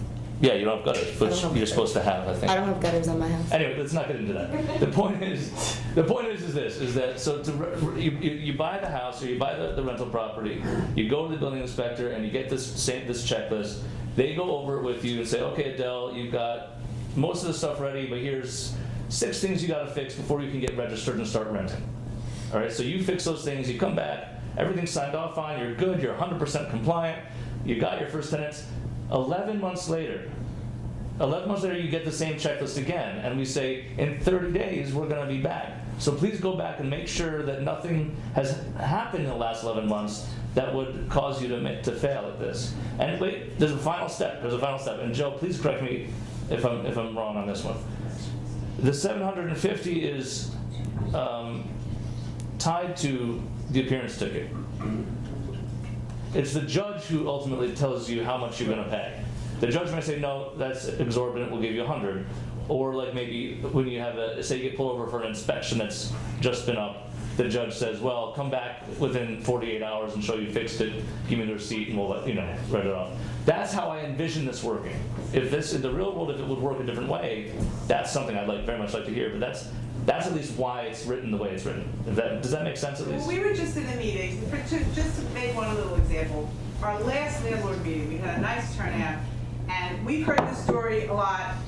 You've heard it a lot from us, but a new landlord came to this meeting and told us that right before their inspection, they made sure everything was perfect. The kids had a party the night before. You've heard this already. We've heard it. We've had it happen. It just happened again. We heard it again this week. And when the inspector came, they were whatever, smoking pot, cooking. They pulled down the fire smoke detectors. They failed the inspection because of these smoke detectors. They have to go to court.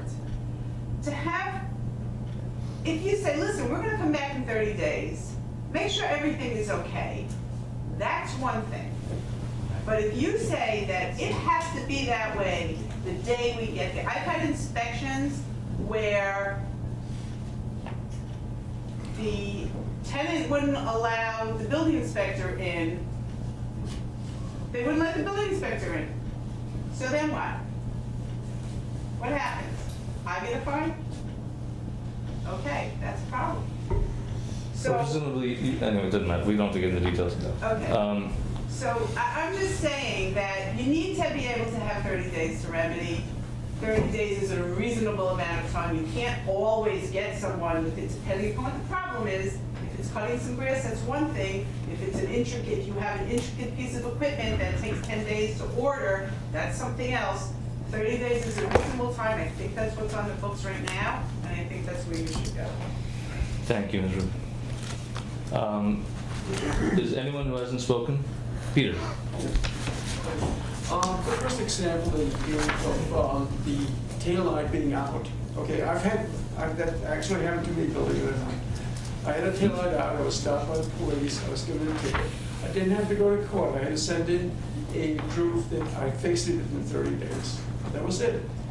Now, remedying a minor violation should be sort of the first recourse. It should not be a $750 fine. Now, smoke detectors. Why do people pull the batteries out of smoke detectors? Because they're cooking. Sometimes my beloved wife, Ann here, when we first got married, she used to fry fish. We've changed our diet since then. But every time she fried fish, the fire department had to come and put out the fish. So, okay, so broken taillights and burnt seafood. I don't know, you guys. Okay, now smoke detectors. People pull out smoke detectors not because they're always smoking pot, but because they're cooking and it generates smoke. And the night before or a week before, we inspect everybody, and all the smoke detectors are in place. The day the inspector comes, it's not in place. Okay, where's the battery? There's the 9-inch battery is right there next to the smoke detector. That should not be a fine, it should be a remedy situation. And the first recourse should be a remedy, and if they fail to remedy an obvious situation, then let's talk about fines. There's another thing that I think is drastically wrong with the new proposal. I don't think any of the landlords here have a problem with inspection, that's good. It ensures it. Bob does. No, I No, want to only go with to Allison Murray. Okay. Allison is gone, so it's not no longer a problem. But a license is a totally different animal. You know, I'm not a lawyer and I don't play one on television, not even this time. But I don't know if a license is legal, if you are authorized to issue licenses. Can you license jewelry stores? We license waste haulers, and I think a handful of other things. Yeah, but there's a state law that permits you to do that. But Joe, that's a question for you. Yeah, you can. I mean, I understand your concerns. Can you license jewelry stores? I don't know. Okay. I mean, I wouldn't want to answer questions like that off the cuff. But I know that licensing, when it's related to meeting certain... Inspections are one thing, licensing is totally... Well, that's true. No, they are different concepts. They're different legal concepts, too. The idea of a license is that if you are being allowed to do something that may impact the health, safety, or welfare of others, there ought to be requirements to do so. Like when you get your license to drive a car, you have to pass an eye test, and you have to, et cetera, et cetera. I mean, I don't want to get into... But again, all those licenses, the medical licenses, the driver's license, they're all state law permitting that. How does the village have the authority to license business? Well, they do. I mean, again, I don't want to... I'm not saying your comment may still be valid, that it may be viewed as inappropriate in this context, but the general question, does the local municipality have the right to do that? Trade licenses for businesses, various businesses? Yeah. Okay, I think it'll be the first challenge you'll have if it passes in that form. There's no problem with inspections, there's no problem with registration, but there's a real problem with licenses. I also think that it's already happening, and I'm not going to mention any particular cases, that people who have invested in New Paltz rental properties, who were likely to invest more money into New Paltz rental properties, are now going elsewhere because of this law being proposed. Property values are going to go down, they're not going to go up. Never mind. Okay. I'll save it till later. Okay, so there'll be challenges, there'll be legal challenges on your ability to license at all. It makes no sense to be punitive on the first instance instead of giving a chance to remedy. And all of that should be built into the law so it makes sense for everybody. And so it helps the community. Thank you. Thank you, Peter. All right, before we move on, just so people are aware, it is 9:20. We do have people waiting for things on the agenda. So if, even if you do want to speak again, if it's something that, again, reminded, something that someone else has said, even if they haven't said it as well as you could, please bear with us and give us the favor of letting us move on with some of the other people who are waiting. Yeah, Sean? Two real quick things. One, I have some tenants. They have 3 people on the front porch. That night, they rip the screen and break a window, goofing around, not causing any mischief. In the process, they wake up a neighbor. So here's 3 people, they're smoking, they break the window, they break the screen, they break the railing, and there's a broken beer bottle on the streets, right? All things that I don't want to see happen at my house. But here's 5 things. I lose my license, I lose my ability to rent the place. That's one of the major things we've been discussing, and we'll get to that later. It's just unfair. Yeah. The other point is, right now, the building inspector has the ability to impose a fine on anyone. When I have an inspection, the first time this inspection law came into effect, Allison Murray came through my place. She says, this needs to be done, this needs to be done, this needs to be done. They were done. The following year, they were all done, except for, of course, the smoke detector or a couple things. She's like, John, you can't find this, you can't find the battery. They took the battery out of the smoke detector. She says, okay, fix the smoke detector, give me a call, come back, and I'll re-inspect, and that's that. But why don't you just shoot me? I mean, that's, put me up against the wall and shoot me because my tenant took the battery out of the smoke detector. I know that's excessive, but that's along the same lines. I'm just gonna let that one go. Yeah, Amy, please. Hi, I'm just gonna come up here so people And can hear me. then, I think, let me just check, is there anyone else besides Amy who would like to speak on any subject? All right, then we're gonna close public comment with Amy then. Hi, my name is Amy Cohen, and I wrote something, but I don't want to be too repetitive, so I just wanted to make a couple quick points. I really hate to point out, but if we all kind of know what's been going on here in the village, if you don't agree with what's going on, you lose your job. So basically, whoever's in charge, now I know Jason would never do anything like that, but say we had another mayor who did something where they didn't agree with the person who was working for them. Well, that person would lose their job. So if we have part-time building inspectors who aren't even full-time building inspectors, they're just here to do whatever their boss tells them to do, and they don't really have any moral decision, you know, should I be doing this, should I be doing this? They just kind of want to keep their job. So I just wanted to point that out to everybody. I also, I'm a real strong believer in education. And I think that we could be doing a lot more in the village, from the board, from the tenants, from the landlords, where we could all spend some time together. And I know you guys spend time together and you figure stuff out, but I'm talking about real working groups, and I know we tried this landlord-tenant committee, which didn't really work out, but I'm talking about like a real committee where we really solve problems. For example, homeowners and tenants, we keep having this issue with the batteries in the smoke detectors, and we put them in, we walk away, they take them out.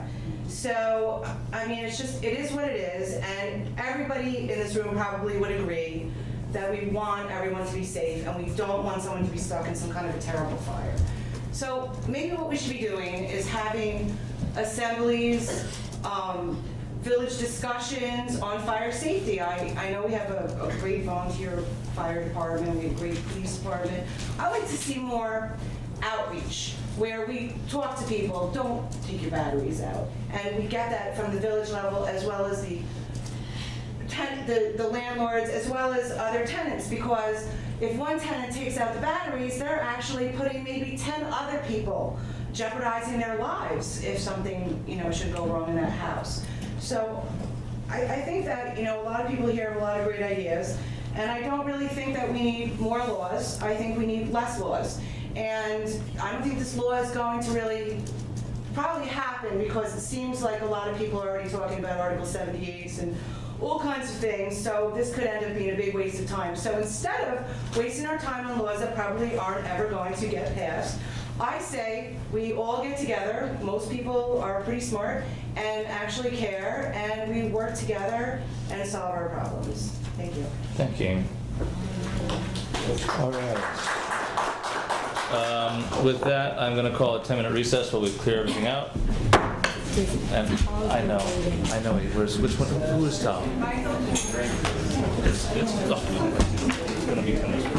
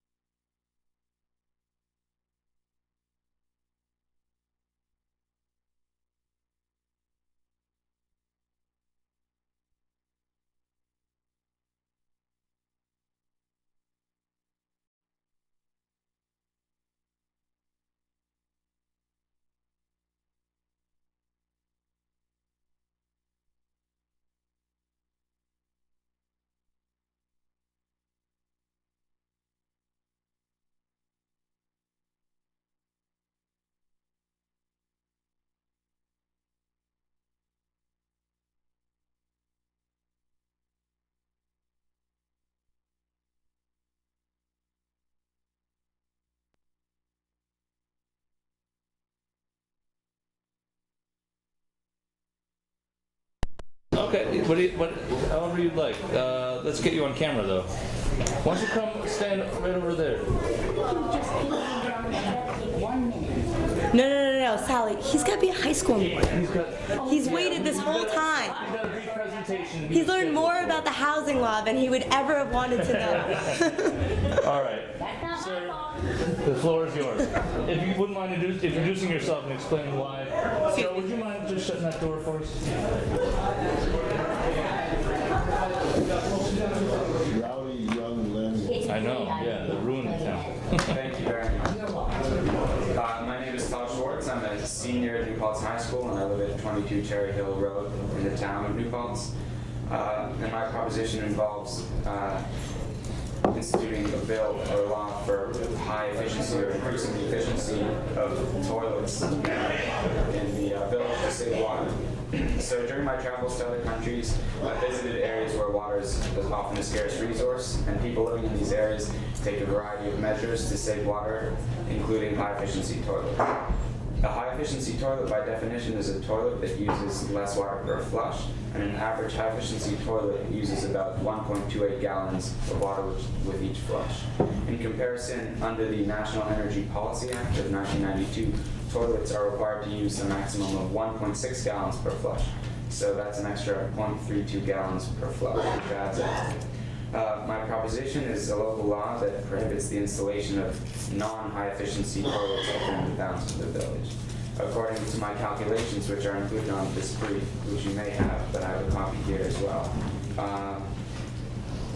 that switching all toilets in the village to high efficiency could save as much as 6,330,600 gallons of water per year, which is 22.5% of the water that's used by toilets in the village. The legislation, if passed, would not be without precedent. In fact, in California in 2007 and Texas in 2009, both states have passed similar laws that require the installation of only high-efficiency toilets within their borders. California adopted a phasing-in model, which determined that 50% of toilets sold must be high efficiency by 2010 and 100% by this year, by January 1st. Any legislation in New Paltz would obviously have to be adopted to our particular situation, but I believe that following such a model would allow a slow switch to a more environmentally friendly method of waste disposal. And beyond reducing environmental damage, reducing water use would decrease pressure on sewage treatment plants and the sewer system and reduce utility costs for residents. The bill could potentially be modified in a number of ways, including applying only to public facilities or government facilities. Any change really would be for the better. But I recommend personally a full ban on non-high efficiency toilets for both the economic savings and the reduced impact on our ecosystem. And thank you very much for your time. Thank you, sir. Thank you. Thank you. Do you happen to know the cost difference between the toilets you would recommend and the ones that people generally use? I don't have the figure off the top of my head, but it's not a significant difference. And I remember reading that it would be offset by the savings, savings of the water. I'm not sure if you have a copy of these already. This is my proposition, a brief, and this is the California bill that was adopted. Yeah, I think we have all of those. Yeah, thank you. I'll keep them in. Okay. Unless you want them back.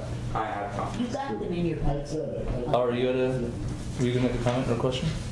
Oh, I was just going to say that I think high-efficiency toilets are often similarly priced to non-high efficiency toilets based on the toilet I installed last summer, which is high efficiency. So may I ask a question? Is there evidence about the effectiveness of a high efficiency toilet versus the effectiveness of the standard? Do you need an extra plunger? Is that what you're asking? I am asking that. That's actually because I have seen issues about this. That's a real issue, and a lot of the older high-efficiency toilets, which started coming out in the later 90s, had real issues with that, but the technology, I'm not a toilet engineer, but the technology has improved, including suction methods, and they more than compensate for the it's about 20%. Would you have the capacity of finding the most recent and most explanatory article that does a comparison of effectiveness, and could you send that to us? Absolutely. Thank you very much. Or even which, if there's one of your footnotes that it's yeah. You just send us a link and we can look it up. We have an I would like to add this is we have time to discuss and give direction. Well, Joe, we have the legal authority to do something like this, right? Oh, yeah, you do, and I'd be happy if the board wanted to move forward. I think the inquiries that Tom just made obviously are relevant before the board decides what to do, because if you're going to implement a requirement, the fact that they work effectively is something you want to establish. But if the board wants to go forward, as I think I said in an email, I will also be perfectly happy to work with Taj. Tom. I'm sorry, to take the, to put in the form that we would need for a local law to talk with you about, as you said, what the difference is. For instance, we may not be able to affect what could be sold in it, what Lowe's can sell, right? But you're right, we may be able to, in new construction, in... Any replacement. Replacement, so we could talk about the ways to whittle away at that, what makes sense, and I'd be happy to work with you on that. I will move that on behalf of the board. I'll second. So why don't... you'll try to get back to us with some information. Get back to you with information on the effectiveness. Okay, and when you've done that, we can put it back on the appropriate agenda, and then with some direction from the board, we can take under consideration a potential local law. Sally and Ariana, do you want to give Joe more specific? I would like you to work on potential law. I can do that. Because then you can make the before we bring it back to anything. Yeah. Is that what you were seconding? Yeah. I knew what Sally was moving. Construction replacement. Okay. All right. So We're telepathically connected. I think that's disturbing. Oh yeah, I knew what you were. Any other discussion? All in favor? Aye. And thank you again, Mr. Schwartz. And are you going to make the same presentation to the town? I hope to, but I was just informed by the town supervisor that they actually have some legislation regarding that topic, so I have to become up to date on exactly what they have and how that can be improved. I'm not going to make a judgment. Read carefully. Well done. Thanks very much. Thank you, Tom. Yeah, very well done. And thank you for your patience waiting during public comment. All right. Thank you both. We'll have a new toilet law soon. Don and Katie, let's skip down to number 14. Let's get everyone else home if we can. I know Rich is here. Let's do Katie and Don, then we'll do Rich. Is Rich still here? Yes. Okay. He's here. Rich, and then we can do the rest of property law because we'll get to that in a second. All right, so Katie and Don, you had your address changed? Yes, our address was changed. These have been ongoing since I wrote the letter. I think everybody got a copy of my letter. Basically, after 125 years, our address was changed. And it's a significant financial expense for us because we have that address in wills and trusts and our passports and I have enhanced driver's licenses because my family lives in Michigan and I always go to Canada. So just tonight, we sat down with the Johnsons and talked a little bit more about this. Sally has looked into this for me, the Emperors, through the office of Kevin Cahill. They both came to the same conclusion that it is the assessor of New Paltz who ultimately assigns the address. And Johnny has indicated that he is willing to ask them to make the road going up to the apartments, Crans Hill Road, and then number the units individually so they aren't 46 A, B, C, D, E, F, G, H, I, which can't be all that easy for emergency vehicles to navigate. And then hopefully we could get our cherished 44 back. We think that's a doable thing and it's going to succeed. Oh yeah. So does it require any action on our part, or is just Lori's going to take care of it? Lori and John, Katie? Dan and I have been working on it with Katie, and John has been working on it with Katie, and I think the problem was that nobody asked the assessor to make that a private road like Carolyn Way and all that. And once that happens and she agrees to that, it's my understanding, we'll revert back. That is what I'm hoping. I mean, part of the reason I was writing to everyone, every government official I should think of, I was working my way up to Cuomo and Obama. We couldn't find out to whom we should address our concern and how we could make a reasonable proposal. And I'm very grateful to Johnny and Karen to be willing to accommodate us on this because we really want But to keep it. please, if we can be of any further help, and Katie can be of any further help, let us know. We might need to write a letter, because I actually had already suggested that to the assessor before you and Dan got involved in the situation when Katie called my office before her letter was even generated. I said, this seems very simple, because I know that there's another complex right off of Church Street that has its own set of addresses. Why can't we just do this? And it may need some board support and correspondence. Well, the problem is that the assessor did not know that John is willing to do this. Right. And so when John and Katie talk with her, then it sounds like it can That would be great. Okay, well, if that is not the case and she wants some sort of written approval from us, I'm more than happy to have that be the case. You can write the letter. So, I mean, Is your house number still on your? We still kept our house Okay. number because I feel it's still under Yeah. protest. right. And, Good. So I really appreciate everybody's time. I mean, it's a lot to do. And so thank you to Sally, thanks to Dan, thanks to Katie, Johnson. We appreciate everybody. You Let's know, just hope it works. Should we make a understanding motion that we would just so if you need our support, you don't have to come back to us, that we are in favor of this, and if there's any follow-up necessary from the village, we are happy to support it.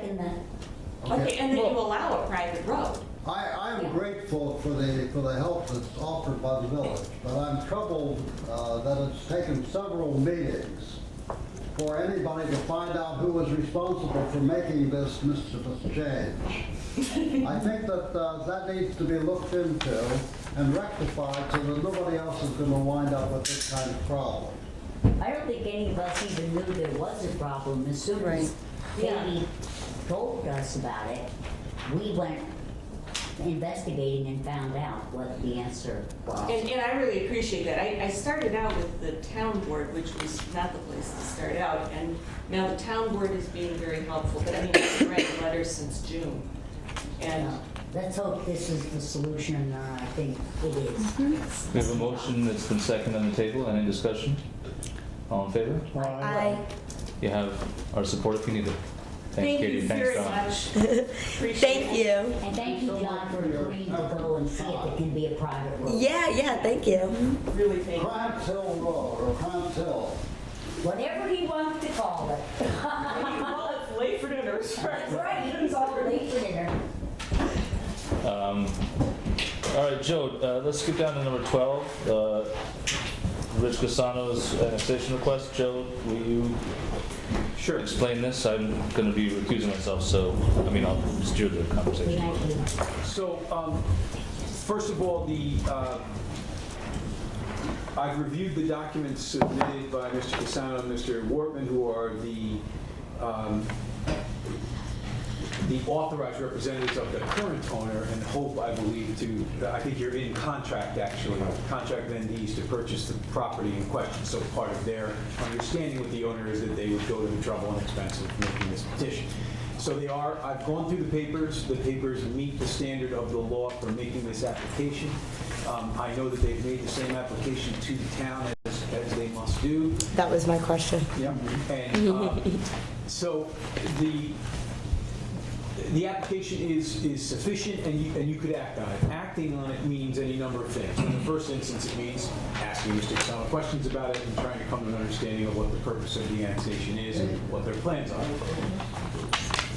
When you feel ready, and that could be any time from right now till whatever meeting you feel ready, you will, if you want to pursue it, or at least I should say get public input on it, you would schedule a public hearing. That's a requirement of the law. The town board must do the same thing, and both boards must agree to the annexation. The issues that are sort of the legal requirements for consideration are very general in that if it's considered to be, not contrary to the public good or in furtherance of some public good, the boards can both approve it. And in fact, unless there appears to be, and this is more sort of a consideration, I think, of the town board, since they would be the ones losing, for lack of a better word, the property, there'd have to be some well-founded objection if this board approved it, for the town board not to approve it. As you know, and I can let Mr. Casano address it as well, but you may be aware, there's, in some cases, annexing from one municipality to another will have the effect of changing the taxes or, have some actual real economic impact. That's not likely to be the case here. And I think it's safe to say, and Rich, if I get off base here, you obviously can correct me.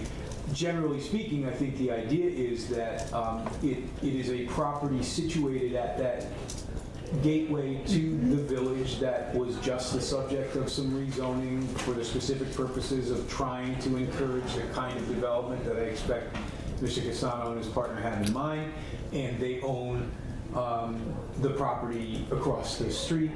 And so it does make some logical sense in terms of a continuity of zoning and development there, and it would be in furtherance of that zoning. So again, it's a discretionary act, but the paperwork is in order, and there are some reasons to consider it. Oh, by the way, typically there would have to be, after the vote of the two boards, there would also have to be a referendum, but that can be waived where you've only got one owner, which is the case here. Right. So the approval of the boards is really all that's required to effectuate the change. I have one question. Sure.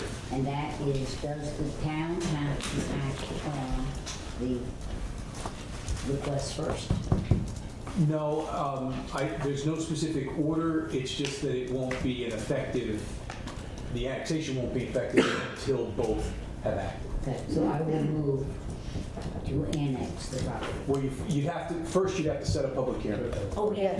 Yeah. You do the hearing? I have questions also, but so I mean we can set a public hearing, and for purpose of discussion I can second. I'll move to set a public hearing on the issue of annexation. At our Requested by Mr. Casano and Mr. Workman. At our first meeting in February. I don't mind if you do it the first meeting. I won't be at the first meeting. I don't want to slow Rich down either. Yeah. But if you think it's valuable to have me there, look, I don't know that it's a one-owner property. I don't know that it'll be a particularly controversial hearing, but I just like to remind you guys of that. Well, I think anything that comes up, we can ask you for. That's fine. I think that this is an issue that has been before this board for a very long time, and I think in fairness to Mr. Casano, we've got to act on it. I agree. I have two questions. Sure. Well, Wait to vote on the hearing. You gonna do it on the 12th? no, we don't have to vote. Before we have discussion when we vote. Oh, right, discussed before we said it? It's been Yeah. moved and seconded. We're discussing. I seconded for purposes of discussion so that we can discuss. I guess my first question, and maybe Susan can answer this, is when do you think this will be before the town? It was just recently given to the town at the same. I see the town is also on the same letter, January I believe 14th. It went to the supervisor and then has to go to the building inspector for review. I know that the clerk has it in her possession, but I think she's waiting on the building department's recommendations. Okay. It's as much as I know at this point. All right. That's just, I'm curious. But, Do you want me to answer just real quick? Sure, yeah. I mean, we got the request. Carol, went to Carol, and go to Carol, my assistant, She mentioned something to me, I said, send it to the building inspector, because I don't know anything about it whatsoever. You know, so, you know, tell me, you know, I don't know anything about this property, I don't know why he wants to annex, we know nothing. She said to the building inspector, see what she can find out. That was where it was at. So you're not discussing it tomorrow? I got an email today from Rosanna, from Katie to Rosanna, asking if she knew about it. Rosanna said, I don't know anything about it, maybe the supervisor's office did. Joe Ariel, I think there was a letter from him, and I just wrote back to Joe saying if you want to shed some light on what this is all about, and I saw it on the agenda tonight, so that's about as far as it's gone. Okay, so you, it's not on your agenda for tomorrow? It's not on then? the agenda because we knew nothing about it other than the fact that somebody Okay. annexed and we knew nothing more than that. So that's why I came back in to hear what Okay. this is all about. Do you have any questions on it? I mean, I just Or do don't you want wanna- to know what the purpose of the Okay, question was for the annexation, but. Well, that was going to be my second question, is what do you want to do with the property? Okay, well, the nature of the property in question is broken up into two pieces. It's half in the village, half in the town. Right, I saw that from the house that's on there is about an 800 square foot house. And, you know, I submitted the tax statements with it, you know, not a very significant amount of taxes. But the part that's in the village obviously doesn't have any real property on it, probably doesn't generate a lot of tax. When the B3 North Chestnut Gateway District was created, Right. the front piece in the village is incorporated into the new zoning. So, in my plans to develop 151 as a mixed-use development site, I figured I would approach the neighbor who just recently bought the property to see if he would be interested in letting me try and go through this process to annex the portion from the town into the village to create a lot that's 1.2 acres to develop as well and create the gateway kind of, you know, On both storefronts. As you enter, you know you're coming into the village, and that would hopefully lead for, you know, development down the corridor. But it would create that walkable destination, Main Street, out to that district, which is something I think everybody was trying to work for. Right. So in annexing the portion from the town into the village, there's really not any jeopardy for the town, so to say, because in the village you pay your village and town taxes. Right. So if the property was developed in a fashion where it was actually to improve the tax roll for the community, it would just be a win-win for both the village and the town. Municipalities, yeah. So Because it's a split property, any application if it weren't annexed would have to be processed, you know, potentially. I totally understand, Under yeah. two different zones, and so it's. yeah, and the current zoning for the town would probably not entertain development in this fashion to be able to create a gateway to North So, Chestnut. do you know where Rich lives? Where his property is? Okay, if you're going north on 32, you've got Agway, you've got that teeny little building. Brown house. And then Rich's house is the house just before Bosse's. So it's like the last house. Right before Bosse's on the left side. Yeah, same side. So this property is across the street from that. Right, so it would create more of a straight line for the beginning of the B3 zone. So it's across the street from Hadley and Bosse's. Exactly. So it's on the Not- side, no. it's on the side that sits The up. property in question Yep. that I'm Yeah. trying to annex is Right. actually on the corner of Sunset. So and before you it's turn across to the street. Yeah. It's across the street from where the. It's across the street from my house. It is on the same side as Town Hall. Okay, but now you're saying it's across the street from where the church, the site. Yeah, if you go up Sunset, the church is here and the property is here.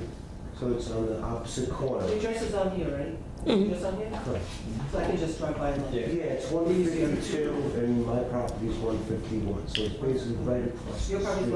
151, and what are you trying to annex? 152. Okay.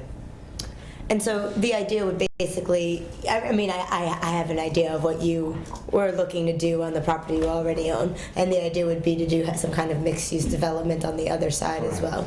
So there could be some retail on the bottoms, you know, apartments, and then developing that site as well in conjunction with 151, which obviously we're creating an easement to the rail trail, also offers the whole Sunset Right. community to come down from down the streets and access into the rail trail right through there and shop and, you know, supply all the local residents in the northern part of the village as well as the town.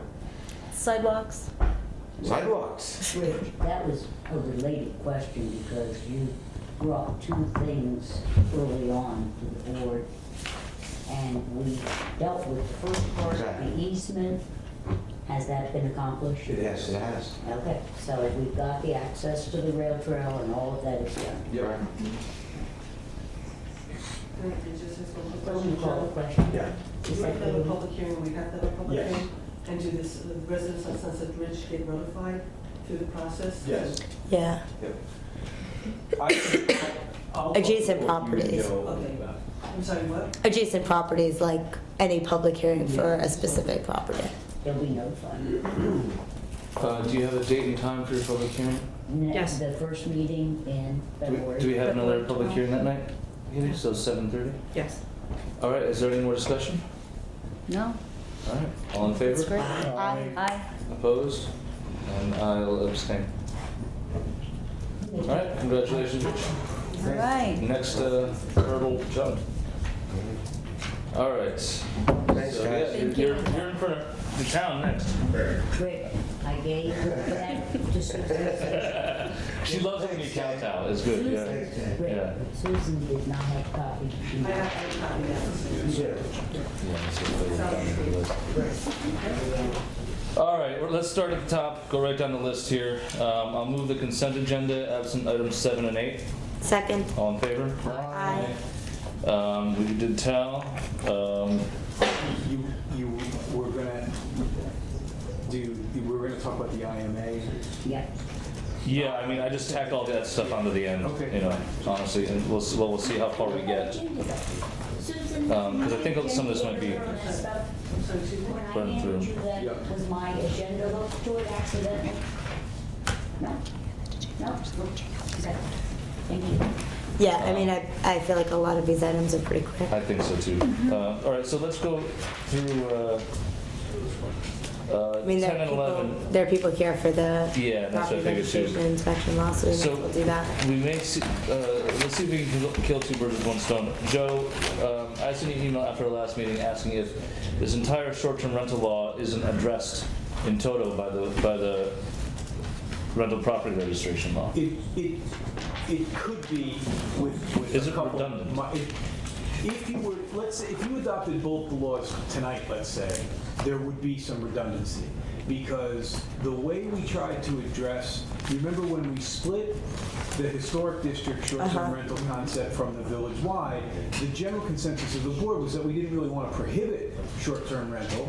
Right. We just wanted it to be defined, and we wanted people who were offering their property for short-term rentals to be subject to some inspection for safety reasons. So,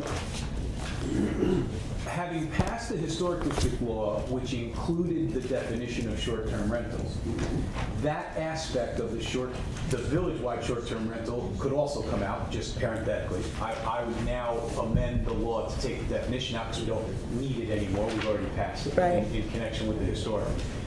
And then the question of the redundancy of the inspection requirement only comes into play if the short-term rental law gets adopted. And if it did, then yes, I would suggest. You mean the rental property law? I'm sorry, yes, the rental inspection The rental inspection law were adopted. got adopted. It would then cover this. It would, and the only caveat I have to that is I would want to specifically reference in that law, whichever one got passed, that short-term rentals are subject to that inspection requirement.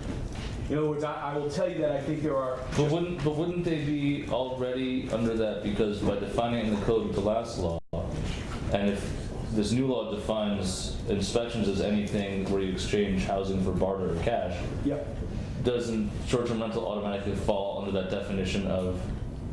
It could. What's inspectable? Well, short-term rental was a Jason, different what we definition. agreed on was adding to the proposed housing standards that we're discussing a definition of short-term rental. Right, but look at the definition, Then it's that almost would identical cover to it. our other definition of just rental.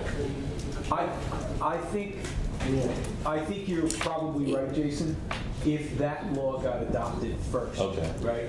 So, If this were already on See, the books, we wouldn't have needed this. The thing is that for short-term rentals, we did not include trade or barter in what a short-term rental Right. Oh, is In I- exchange is for- defined as. I thought in because- exchange for consideration of any kind. Nope, that is wrong. What is the short-term rental definition in the law that we have here is not the short-term rental definition that we adopted for the historic district, because we wanted to exclude barter or trade, because if I need a cat sitter, that's considered barter or trade for somebody staying in my house for a short-term period of time. And we wanted it to be specifically a for-profit thing, which is what we wrote in the definition. So I do think that if that one got adopted first, the inspection law, I do think it would be prudent to specifically refer to short-term rentals as being included in the requirements.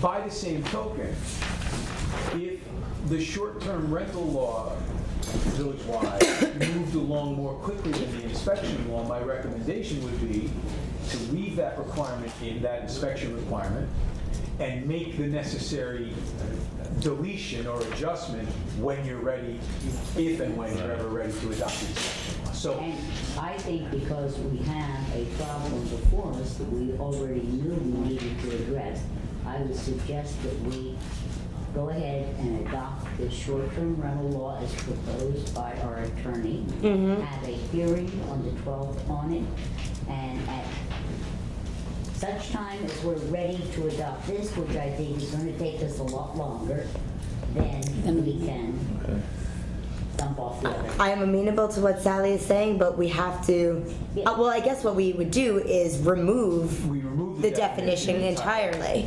So it doesn't matter that the definition in here is the old version. for that reason and others, because this whole discussion's now been informed further by our mutual discussions here. On that one, I would ask that you put that on your second meeting, because if I revise that law, the safest way to make sure that it's passed without a hitch is that I'd be able to get it back to you so that it sits on, theoretically, the way they used to talk about it, on your desk for at least 8 days in the form that it would be adopted, I'll et cetera, accept that right? as a friendly amendment. Well, why don't we not make the motion now, and when we make the motion, we can have the proper So I'll provide you version the revised law on the for the 12th, and then you can make so that we can make the motion for the hearing. Okay. Yeah, it's enough time, because we need a week. Yeah. Joe, we're also going to need to get rid of the blanks under 1F. Yeah, the only Top reason page 11.3. they were in there is if you collectively had any thoughts about any specific requirements that were on your mind about concerns you might have if somebody was offering short-term rentals, that's why that's in there. Having heard none, I will now take them out. And so that's what I'll do. That's why they're still in there. All right, so you'll get it to Okay. us. All right, so you're gonna pass this off to Katie to get to us. My only other thing is in the section amended and intent, it does reference historic district. I don't know if we need to. Remove that. That'll come out. He said that would come out. Oh, okay. I didn't hear that part. No, at our meeting when we did the historic district, he said that for the second part, he would remove it. I didn't make any changes really because I kind of knew. You there's knew we would other have changes. discussion, yeah. You'll have it in time, by the deadline for the meeting of the 12th. So I don't think we need to vote on anything. No. No. All right. Yeah, sorry, Rebecca? No, it's okay. All right, the rental property inspection law. we do need to- What do you need, what? We need to vote, wait, we're setting the local law at 7:30? We're not setting the No, we're not. No. The Riches. We already voted on that. Yeah. We already Please did. vote. And then on the 12th, you will, if you so inclined, you'll set a public hearing for the next other meeting one. 2 weeks Okay. later. Okay. Could we do all of the other stuff first? Could we do 15, 16, 17, 18, 19, 20? Because I think they'll go pretty quickly. And then come back up and do the rental and the peddling. I'm open to that, because I do think that they'll go quickly. Pardon? She said she's open to that. Yeah. Yeah, well, there's a couple that we'll discuss, but that's fine. And we're already fairly familiar with the other law. We can do that tired better than the other stuff. I motion to approve the request from the owner of 23 North Manheim for the relief of the sewer portion. Would you add in 7 in this as one motion? I think we should do 2 motions. I'll second your motion. Any discussion? Nope. All in favor? Aye. I'll move number 16. We just did that one. We just did that one. No, we just did 15. We just did 15. I'm looking, I have a differently numbered agenda. Yeah, I have 16. Okay, 16 and so, 17. all right, so we're motion. Yeah. Number 16. So- Sally, you wait. can't move a number of. Sally is moving the request from owner of 7 Innes Avenue. Okay. That's what I was... Okay, but look, Sally, I have that as 17, we're looking The- at different agendas. That's why I want to make sure we're on the same page.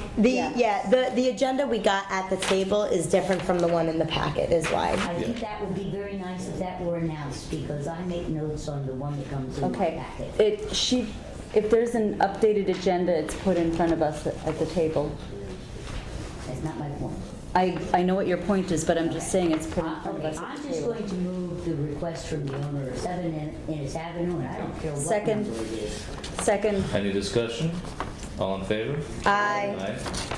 Aye. Discussion of energy audit. Ariana, this is yours, right?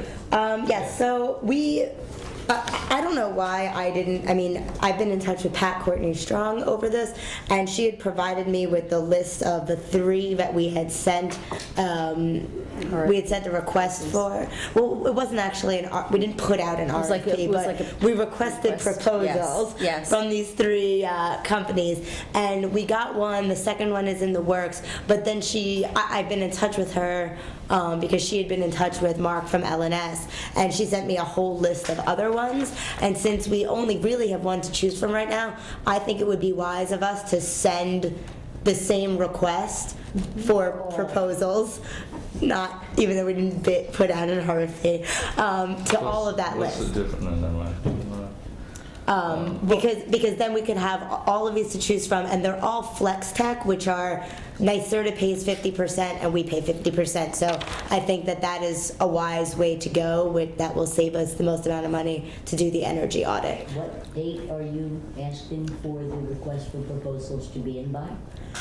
I guess the date that would allow it to be on our agenda, which would be, I guess we get it by February 5th. You'll have them by the 6th to, be able to work with. So I would like to make that motion to request. That's only going to be 2 weeks. Yeah, that might not be enough time. I don't think you're going to have enough time. Okay, so why don't we say, I'm out of town for our last meeting in February, but I don't mind if you move on this without me. Target to analyze the RFPs at the second meeting in February. Joe?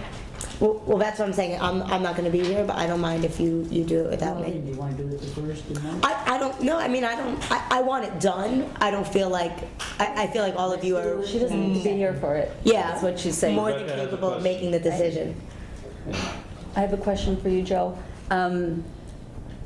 Is it an issue for us to directly send basically an RFP out to companies without posting it? Yeah, maybe you should explain what an RFP is and what we're doing here, Joe. Yeah, I mean, if you're putting out a formal RFP, yes, then yeah, it should go through that typical process. It's not clear to me, and the board can do whatever it wants here, but it's not clear to me that that's really what. We may be using the term RFP loosely, and I just want to... That's why I said it's not really an RFP, even though we are requesting proposals. Yeah. I don't know a better way to say that we're asking them for proposals. Getting press quotes. Getting estimates. Yeah. Okay. You're requesting proposals from all companies that are flex tech. Yeah. And that the village is agreed to expend 50% of the cost, and Leeds, NYSERDA will expend 50% of the cost, and you're asking that all of those proposals be in by February 5th, and No, we didn't say February 5th, we were saying 19. 19? Yeah. Okay. And to the board by the 22nd for consideration. Yeah, Okay. 26 is the next meeting Second. date. Any discussion? All in favor? Aye. Cool, thank you all. All right. And your resolution? Basically, this was sent to me by Forrest Cotton, who is one of the leaders of the New Yorkers Against Fracking. He's also Greene County's county legislator, and he's asking municipalities to do this. I wish Susan was here to answer. I believe I read in the paper that the town passed this. Yeah. We can. I didn't ask Joe to look at it because if we weren't interested in doing it, then I didn't want to have it be, wasting his time basically. But we can add to it if we so please.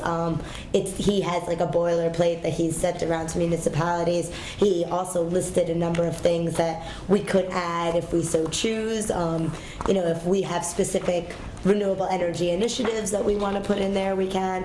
That's basically the boilerplate of it. So I guess what I'm asking from all of you is, would you like to move forward with this at all? Should Joe take a look at it and give us some feedback? And is there anything you would like to add to the resolution that is specific to you? I want to just make sure it's not in conflict with the laws we've already passed with the village renewal. Oh yeah, I mean from what I read, I couldn't imagine it is, but that's part of why I didn't have him look at it yet. But if we had specific questions, I knew he'd be here tonight. Do you have anything you're recommending be added? I thought about some of the solar initiatives that we've discussed, or but we don't have anything that's we had applied for those grants, but there was nothing really concrete for us to add. So I think it's pretty good as it is. Maybe we could add that we have passed bans on fracking and fracking related activity. And making sure that they aren't in conflict with anything that the state. Yeah, but other than that, those were the only things I was really thinking about. So are we gonna get another draft? Yeah, that was the intent, was to just see if there's interest in moving forward with it. Definitely. Yeah, I figured, but I don't like to assume. So just for my notes then, I'm still waiting, Ariana, you'll refer something to me. It was sent out, but No, but are you asking me to look at it, or is there another draft coming? No, what you have is, if you have it, and I believe you do, I could resend it to you. No, I think I do too. I thought I heard something different. I just want to make sure that it isn't in conflict. That we're not supporting something that is diametrically in opposition to what we've already passed. Okay. All right, so no board action needed. 20, this is an RFP for a single waste hauler. This is, again, comes from Ari. So do you want to give an overview? Well, since we're coming up on budget time, I've been doing a bunch of research. The county, the New York State Comptroller has a whole article about this. It basically says if a municipality contracts with one waste hauler, that individual residential customers and commercial customers pay half the cost. They said that it comes out to be less than half of what people are paying when they contract individually. So I figured it'd be a good cost saver for the community. And there's all kinds of other benefits. I think I listed it in the email, but there's environmental benefits, whether we're talking about the fumes from diesel trucks, the trips that each of these trucks are taking with our garbage, and then things like the wear and tear on our roads, where there's at least 8 waste haulers that I could name off the top of my head that are contracted with individually throughout the community, and any given street could have these trucks going on them at any day of the week. So we can have better control over what days garbage is picked up, what hours garbage is picked up, and we have these kinds of mechanisms in place, but it's much more difficult to enforce these things with many different waste haulers. To what? We only have 2 waste haulers. Well, There's 4 there's, that have licenses. Robinson's out of business, and there's 1 independent, and the other 2 are owned by the same company. well, the thing is that they each have their own trucks. There's Waste Management, there's Russo's, there's Empire, there's Affordable, there's SWDS, there's Royal Carton, there's American Carton, and there's more. Well, there should only be 4. There's If you- Lamella. If you see them, please, as before, take a picture. Let us Well, know. the thing is that I feel like this is all no-brainers. But I support the idea, Ariana. I have 3 questions. Jason, it is my understanding that in your first term of office, you did a study on this concept. Just having 1 hauler, Having private one corporate hauler. one. I think Nancy and I looked, or Blue and I looked into it, but not very far. That's why we're working on having it municipalized altogether. Well, and if we want to move towards What I wanted to sorry, do go ahead, sorry. was steal your data and plug it into Ariana's, but now that might not work because I think we're gonna have to determine rates depending upon whether you're commercial, whether I'm picking up commercial garbage or, you know, Well, this is residential. one of the things that I talked to Nancy about when I saw Aaron's email, because we were talking about the step-by-step things we would need to do, and Nancy, it was Nancy's opinion at least that this could not be done in under a year, and certainly not for this budget cycle. I mean, Because- Nancy's I'm interested sorry, in I'm us not- looking at it. Yes, of course. But to explain what I just said, well, the local laws, we could, we know how long that can take or not. But the contract negotiations, she had a couple other things. Basically, she was kind of warning me not to jump the gun and think this is something we're going to get done with a fast turnaround time. So it may be a good. I just want to give that warning from because she's not here. So. Can we find any municipalities that do this? Yeah, well, this And- is and my ask next them to step. Share their rate structures with us so we don't have to reinvent the wheel? In the email I sent out to a number of village employees, I asked if anyone knew, but that's my next step. One of the things I've researched is. How does this fit with what Blue and Rebecca and I are researching? I don't know what you guys are researching. Yeah, well, you do. Of course you do. It's been sent emails and you've been in meetings a while ago. But Well, it's what as far as I knew, that was dead. As what I just mentioned, the Nobody mentioned it municipalizing the garbage collection. We were actually. Well, I think this is a great first step in a municipal garbage collection, and it's something that costs a lot less for taxpayers, and is. How so? How does it cost less than municipal garbage? Because we wouldn't have to purchase our own trucks or employ people to do the hauling. The rough draft numbers that we have showed actually making a profit for the village if we do it municipal. So it won't cost us, it'll actually make us money. Okay, well, what I was going to say is that I'm not trying to compete with anything you want to do. I think this is a good step towards what you want to do, because if we have one contract with one waste hauler, then we don't have to worry about all the different waste haulers that are currently hauling. I think it's similar to what we're doing with short-term rental. It does not cost us any money. Right. To get proposals from haulers while the long-term solid waste exactly is being developed.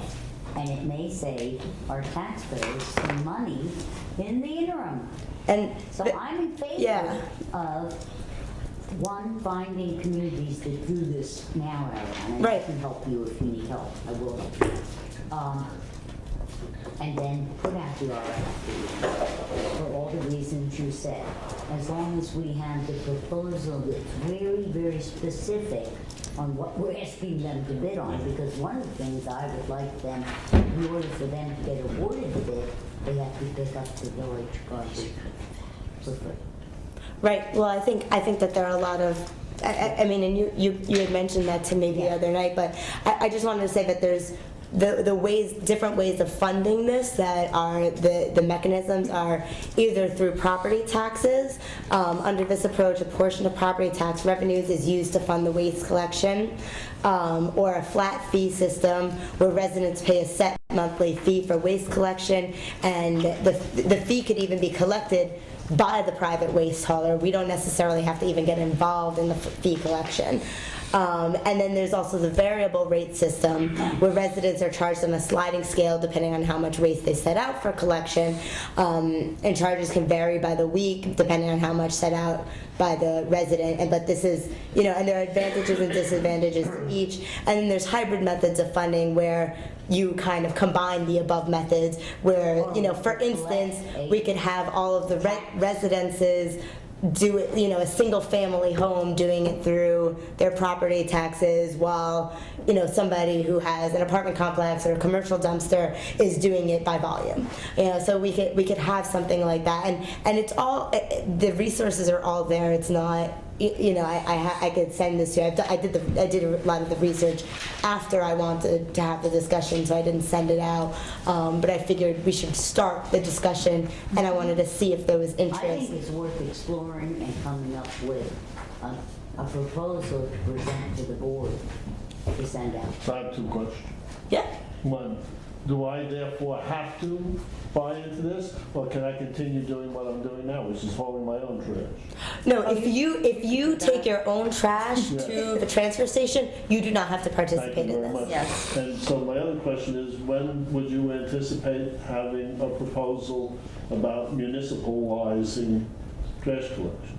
Well, we were hoping to have one in the next month, but our trip up to Waterloo got shut down because of the weather. Have you been to Waterloo? We were supposed to go Tuesday, but Blue was nervous about the weather, the snow coming. So hopefully the next, what do you think, month, 2 months? No, By the end we're of budget talking season. about, we may be able to go next week. Yeah. I Waterloo just municipalized it 5 years ago, so we're going up there to steal all their ideas. Why not? Yeah, why are we So in the yeah, wheel? exactly. Okay, thank you. And what we learned there may inform your RFP that you're running too. Or at least give like provisions that could be added if you go forward with that instead. So I guess my question is, should I continue research? And I see Sally nodding. Should I continue research on this? And are we interested in getting bids, even if we don't go through with it because you come up with a better proposal in the interim? Do we want to see what our options are either way? I would say yes. Yeah. Because I think it's a better option than the current one. And at the same time, I would be very interested in what Jason and Rebecca come up with. I was just gasping. No, I was not forgetting it. What you come up with as a proposal when you come up with it. So if we've got something as a step in the meantime, I would be willing to take that. But, on the other hand, if Jason and Rebecca are going to come up with a proposal that they can give us in the first meeting of March, then perhaps Ariana and I want to hold off coming up with a proposal. But Well, there's nothing you can learn that wouldn't be helpful. Anyway. And yeah. I just wanted to know if we're not interested in this, I won't continue researching. Proposal. Yeah. The best proposal for the taxpayers. Right. But put it this way, if Ariana is just interested in this stuff and wants to. I'm not doing this for fun, I'm doing this for costs. I'm not just like, I don't want to waste my time with this if we're not going to do it. Or at least look at it in comparison. It doesn't have to be what we go with, but if it's informative, I'm willing to work on it. Why don't we continue this conversation at the next meeting? Because by then, we will have gotten up to Waterloo and we'll have some advice from Lou about, look, it could be even if we do this, it's 3 years of planning or whatever, in the meantime. So once we see it in operation, Blue can probably have a better sense of how long I will it will take us. continue researching and I will just send you guys what I find as I compile But I stuff. answer Tom's question fairly, because it may be that what we find out is the proposal is best implemented by a small municipal tax increase, and then you get to pay that and haul your garbage if you want. Exactly. You don't get opt out. You don't get to opt out if it becomes like a lot of municipalities charge Yeah. for waste collection. Well, you can opt out of having your trash hauled, but you wouldn't be able to opt out of paying for it. You can do it, yeah. I didn't want to say Like not having kids in I school. want to be straightforward. I'm not trying to beat around the bush I thought here. I was, but not quite that straightforward. So we'll table John this had- till our, oh, sorry, I John. have 2 questions. One, can I go on that field trip? I don't know if there's any room in the truck, but we'll talk to I'll Blue. drive myself. Drive yourself? The other thing is, how would you charge each household based on assessment? Because For which let's say idea? it's a municipal. That's why we have to find out Let's say whether. your house is assessed at twice what mine is, and I use 6 times the garbage. No, John, what it is you said it, what seems to work best from conversation I had with Sean in Kingston, Lights are killing. and this guy, Chris in Waterville, is that what works best is you give each household X amount of cubic meter, pound, whatever, a 96 pound lug. And if you need more or want more, you pay extra, and there's a little sticker on the second one said, whatever. And so you basically pay ahead of time, and it goes off your taxes. And I think there's just categories like anything else. There's categories of waste. Friday, every other Friday is waste garbage day. Billy Hayes doesn't need to pay more taxes. Yeah. I think, give us a chance to look at the whole picture. 'Cause Yeah. I don't have the answer. Yeah, garbage is expensive. I mean, I would lean It's also towards valuable. a system that isn't a straight property tax funded It's also one, very just because. complicated. The Yeah. stratifications, do you charge more for apartment houses, do you charge it by volume? I don't know any of those things, that's what we're gonna find out. Well, there's also, similar concerns could arise if tax exempt properties receive municipal waste collection, but everybody else is paying for it. I mean, we're a unique community in that way. So I think we would have to figure out maybe something that is more similar to how we charge for water and sewer. Yeah, and any day to bring the garbage, garbage is crazy. But either way, what we contract individually, we don't have the opportunity to go for a cheapest bid, whereas a municipality, people can bid to us, and we do have the opportunity to go for whatever costs less. So I think overall, certainly from what I've read, overall it costs everybody less to do it this way. So we'll see. All right. So, We're up to. Yeah, I'll keep We're doing gonna research. table it to our next meeting, and we'll pull the Yeah, trigger I'll on just one or keep the doing. other. No, I don't think we don't have to pull the trigger even. I'll just keep doing research because Okay. everyone seems interested. discussion of Maurice. Yeah, this could be simple. Is that my intention is to appoint Brenda when she starts. To it's what the role that Kurt filled. Yeah. I'm gonna move it back. I've got such a migraine. It's All right. like, You have to yell your votes louder. Yep.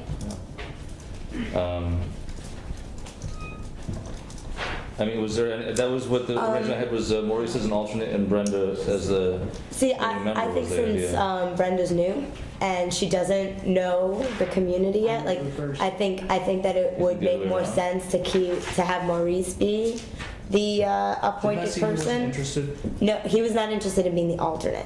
He is okay. interested in being the appointed person because Oh, that makes being the alternate takes just as much work.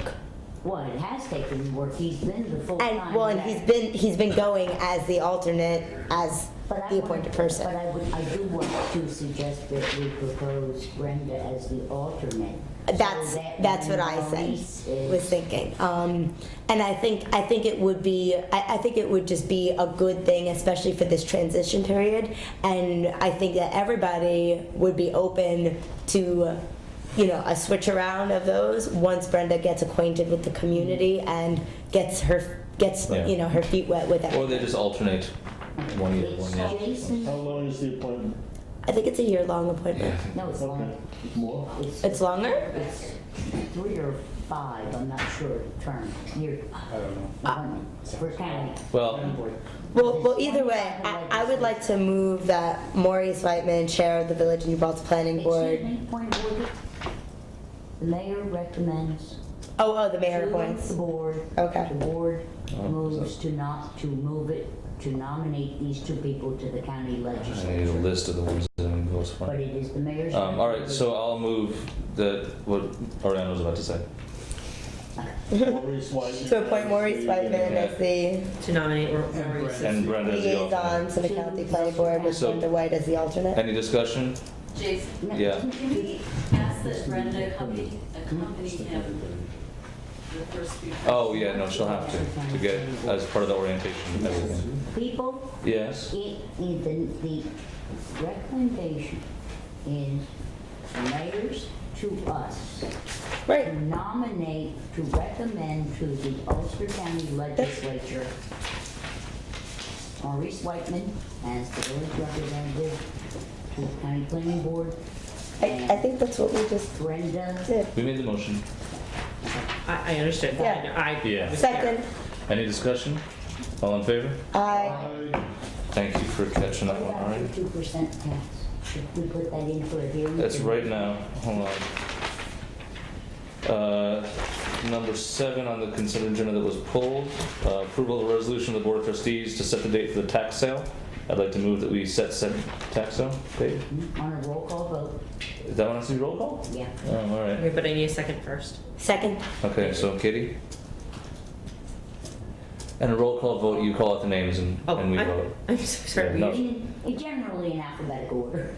But we can. Seriously? Go from right to left or whatever. Basco. I, Yes. You're doing it my way. Rocco. Yes. Rotzler. Yes. West. Yes. Good And go. I move to authorize the mayor to sign whatever it is. Number 8 is the something tax different. lien foreclosure agreement, The This is the- tax lien To execute. foreclosure agreement. to execute it. Is there a second? This I have some discussion about because I want to, Joe, you've read this? The 2%?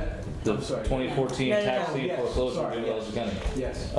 This isn't making us whole for uncollected taxes. This is just specifically foreclosures? Right. Okay. Because I've been wanting that made whole thing for years. Yeah. So, can you and Elliot get that done? Why not? You know what, let's talk. Hey, Good idea, the good idea. 3 villages in the county are the only municipalities of the 35 that are not made whole by the county for lost tax revenue. You're for right, uncollected taxes. and I can tell you it actually is on our radar screen. It is. We may not be able to do much about it, Right. but it is an issue that should be. Oh, no, long talk with Lou Kirshner. Anyway, it's okay for him to sign it, Yes. right? Yeah. I just want to make sure it wasn't related to that. Nope. All right, so all in favor? I, And well, maybe someone else should move it. you want to do the IMA? To sign the IMA. Or which one do you want to do? 2% cap? Setting it here. Setting it here? Let's do the IMA, that's easy. I have one comment on the IMA, because if you don't mind. May I? Please. And this is why I asked that it shouldn't be on the consent agenda. I have no intention of getting in the way of it, but it should be clear. Because there's been a lot of discussion about it back and forth, about what that resolution is. First of all, I looked at the resolution in comparison to this. You have a signed agreement with your planning consultant, signed by both the supervisor and the mayor and the consultant. That is your contract. Right. So I only mention it because there are references in the communications that I've seen to this, especially from the town side, to this resolution being the approved agreement or something along those The lines. town is holding the check until Right. I sign this. The only difference between what's in the resolution and what's in that consulting agreement, it's shorter, it doesn't include everything that's in the consulting agreement, but is the reference to how the money's gonna get paid. That's right. So I just want to be clear. Now, having said that, I don't know why there's a place, this is what concerned me about the idea that this is a contract of some kind. It's not a contract.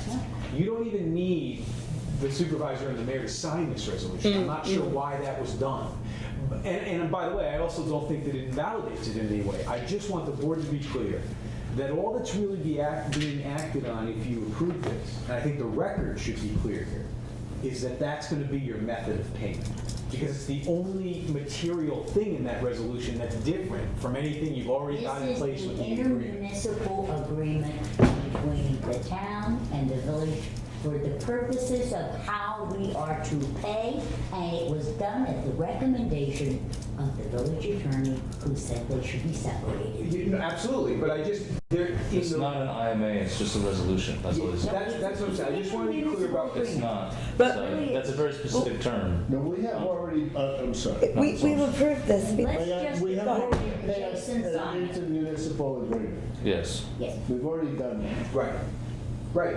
Yeah. That's all, I This just. is just a vote on a related resolution. Okay. That's what it is. I don't care what. I propose now, or I move that we approve of this agreement and that we authorize the mayor to sign. I second. All in favor? There are 2 copies that Katie has for you to Yes. sign. Yes, I do. They're right there. All right. Oh, no, local law, Tax exempt, the 2%. the 2% Not tax tax cap. exempt, tax You- cap, we- yeah. We had that in front of us? We had a copy of it? We got an But it email. has some major problems with it. Why don't you show them to Joe? We are not in the county of Wessex. Oh, I'm sorry. Yeah, I tried to respond quickly because I saw that note yesterday. It's in both places. Well, I expected, I didn't expect it tonight, I apologize. And I didn't. For our next meeting, I meant the one in early February. I would We'll have like to time. set the hearing note for the If this If was we, on that if, email. is it clean enough that we can do that Every year we tonight? pass It is. a- Okay, then As you know, I represent other municipalities. The law is relatively the same anywhere you pass it, and it's just in trying to You get just it. Okay, need to be in the as long right as- town and the right place for that. We As can, long as we have it, as long as it's available to the public tomorrow to see, that's all we care. Second. Move to set a public hearing immediately following the public hearing we already have set for February 12th. Thank you, dear. Yes. Well done. I'm getting good at this. All in favor, or any discussion? All in favor? Aye. All right, so before we delve for the Ariana's Law, Ariana's Law. the one we had the hearing on today. Oh. Oh, right. I'll move it. All right, any discussion? No. All in favor? Aye. Thank you all. All right. All Hannah. right, before we dive in for the millionth time into this rental property law, or $500,000 for Tom, just so you know what I was hoping to get out of tonight, because as you can see, we're kind of spiraling in on the few remaining issues. What I'm hoping to do is get a draft after tonight that is at least close enough to what we think would work to be able to send to Joe and to our 2 building inspectors to get their opinion of it, and I assume they're gonna have quite a few comments. So I'm gonna turn the compost over one more time, but we had, from my notes, and my notes could be wrong, but from my notes, we were down to 2 spots of non-consensus for the draft. So that would be on page 10-2. I went through what we have here and compared my notes from last time to this time. Mhm. So I'd like to Other actually things? start at 129-7, which is the very first part of it. Under definitions, actually, not, 129-6 then. no, I'm saying not the definition. Oh, below the definition. Registration and inspection required. All right, so. So for A, okay. we did not agree on what it says here. What we had agreed upon, or at least what my notes reflected that we had agreed upon, is that we were going to, actually I can go back and see See, I exactly thought that what one it hadn't come up in a while. Nope. We talked about it last time and I have notes on it. Because it had said, any property used either in whole or in part to exchange housing for either money or barter, except for specialized uses as defined under rental property. And we discussed this last time, and you were not in agreement that we have that in there, and I believe that the conclusion we had come to was that we would keep it in there. Can you and it read is that? not in. What you, except for specialized uses? Definition, Ariana. Yeah. Is it somewhere Under else? rental property. Rental property does not include housing exchanged for specialized specific, the specialized specific purposes of childcare or nursing companion care. We put it up under the Well, but definition. then, I think I think it should say any rental property. You're right. Yeah. That's the better, All right, so we did have it in there. Otherwise, A I just didn't- contradicts I didn't highlight it and. the definition, yeah. Okay, so, all right, let me just make sure I've got this right. So, the phrase in the definition of rental property is what we want and where we want it. I think Yeah. it's Yes. safe there. Okay, and now 129-7A should be shortened dramatically? What was the proposed I think what I language? heard is it would say any rental property, since that's a defined term that we like, Shall, I do shall not like that register the term property. because that defeats owner-occupied rentals. Well, no, but it is, then we should address that in the No. definition too. Yeah, because remember, Sally, you and I crafted that definition to make sure that the definition of rental property includes owner occupied. That's right. So we covered it, we don't say it in those words, but any parcel within whose boundaries housing, we went back and forth on that. So Okay. it's covered, that one we're covered, we're good on. all right, so then we So- go back Oh, to, wait, Any rental property down in A? Yeah, what should A read? Any rental property shall register the property each year, probably should say shall be registered. Shall be each year registered each year, with yeah. the building inspector. and then we also encounter the problem. Instead of each year, why don't we say annually? Yeah, Okay. shall be registered annually with the building inspector. All right, so then, Hold on. I gotta cross out my crossouts here. Now, I Okay. disagree with C. wait. We're still encountering a problem with rental property because what this says in terms of exchange for money, trade, or barter, whether said accommodations are short-term or long-term, then we get into the problem of short-term rentals and whether or not short-term rentals are trade or barter or short-term rentals are for profit. So that's why we're gonna leave the short-term rentals as a separate law. But Joe, does that mean we want to take out short-term or long-term from the rental property definition? Until we deal with it by the and then maybe add it in Yeah, if the short-term rental law ends up passing later on? Would that solve what you're hearing? I understand the question, and I just don't want to speak too quickly. It's in my notes, it's now in all of your notes. I get the issue. Let's think about that for a redraft. I understand what we're trying to do there. All right. So Ariana is. Well, other than you can say, in paren, for either money or barter, paren, other than short-term rentals. Yeah, I get what you're saying, and that might do it. I just don't want to commit to that syntax. I want to let my lawyer brain really think about what that means if we do that. Well, you don't write the final version 11 o'clock after 4 hours. It's just, I apologize, but I understand everything everybody said, so. Okay. All right. So Ariana, you said was it just A under No, 129? I have a problem with C. Yes, Sally. Whenever ownership of a property is transferred, I don't know how you want to say this, the registration transfers with the property. In other words, I'm buying a house that Mike Townsend rents now, and I intend to continue renting it. Mike is a landlord in this situation? He's the landlord. Okay. Okay, I'm gonna be a landlord. He has already been paid his annual fee, and he's already been inspected and met all the qualifications. He now sells the house. Until that annual registration is up, it automatically transfers. He should not be charged again. That makes sense. Same as with a car. Like a transfer of title. I don't know. I pay when I register a car. Yeah, no, I know. We're talking about inspection, not registration. It's prohibited. Yeah. Right.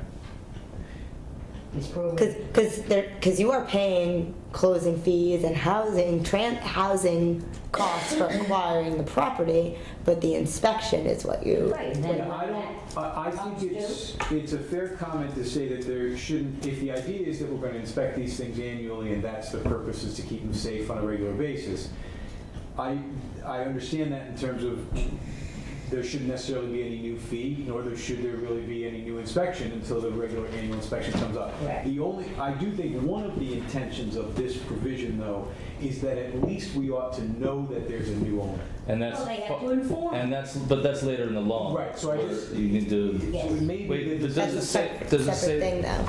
Yeah, but that's why that's written that way. You've had your opportunity at this one. This is our Do we opportunity need, now. no, we're not doing that.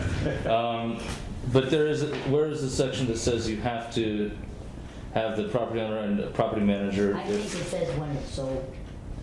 Right, but I just want to make sure that changing that 129-7C doesn't somehow negate our need to know who the new landlords in town are, in case something goes wrong, or the property manager, as the case may Yes, be. the new owner must notify.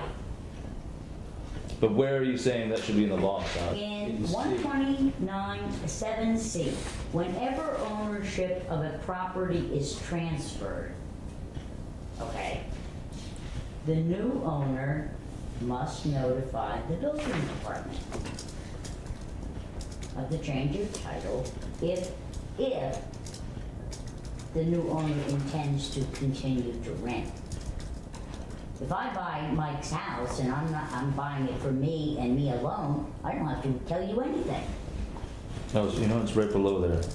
Well, in 129-8, it still requires the property owner to be registered. So if you acquire the property, you are now the property owner. And 129-8 requires you to Only be... if I'm going to be a landlord. Of course. That's what I'm saying. Of So you've course. got to clarify. No, I don't have to tell because it says the owner of a rental property. We're talking about 129.7C. We're talking about both, When Sally. ownership of a property is transferred, the new owner, Jason is asking that they have to re-register and pay the fee. I'm opposed to that. I'm saying if the building has already been inspected annually and the fee to register is paid, then that registration and inspection transfers with the ownership. It's not a new, And you would modify C to simply require that the new owner notify. well, I think that's The new what owner Jason's asking. must notify. So you see, my view is the village could do this itself because they know when they're notified for purposes of taxation when property. So I'm missing something because I just skimmed it. If you look at 129-7C, where we're starting, and then you look at 129-8 registration requirements, I don't see anything in 129-8 that says a new owner has to pay a new fee. It just It says, does in 29C. 129.7C, where does it say that they need to file a new whenever inspection? ownership of a property is transferred, the new owner must register. And then look down below at 129.8. Register. Sally, let me finish. 129-8 registration requirements. If you go, the letters you can kind of skim it, but there's nothing that, if it's been inspected in the last year, I don't see why you need to get re-inspected. All it requires is you come in and fill out the paperwork. You say, all right, it was inspected 2 months ago. But There you go. I'm not disagreeing with you, Jason, you're making my case. I'm saying that 129.7C, as it reads right now, is I must, if I buy Mike's house mid-year from when he was inspected, and I intend to keep renting it and be a landlord, C says I have to register and pay a fee again. Okay, wait. Register, yes. Where does it say you have to pay a fee again? That's automatically because Where? what are you doing when Where? you register? No, I'm literally I'm saying literally where? Because I looked. There's nothing about paying a second fee. It's There's a nothing that one says annual. you don't. There is. It says one annual fee. The law says you pay it once a year. You don't pay it twice a year. So all 129-7C says is that the new owner must register and Here. comply with all other provisions of this chapter. this is where it says it, in Did I miss it? 129.8B, the village shall collect an annual fee for each registration form filed. Right. So if you file a registration form, there's a fee associated with And it, so regardless of whether or I not. have to But- register, but it says- therefore I charge the fee. But it says annual fee.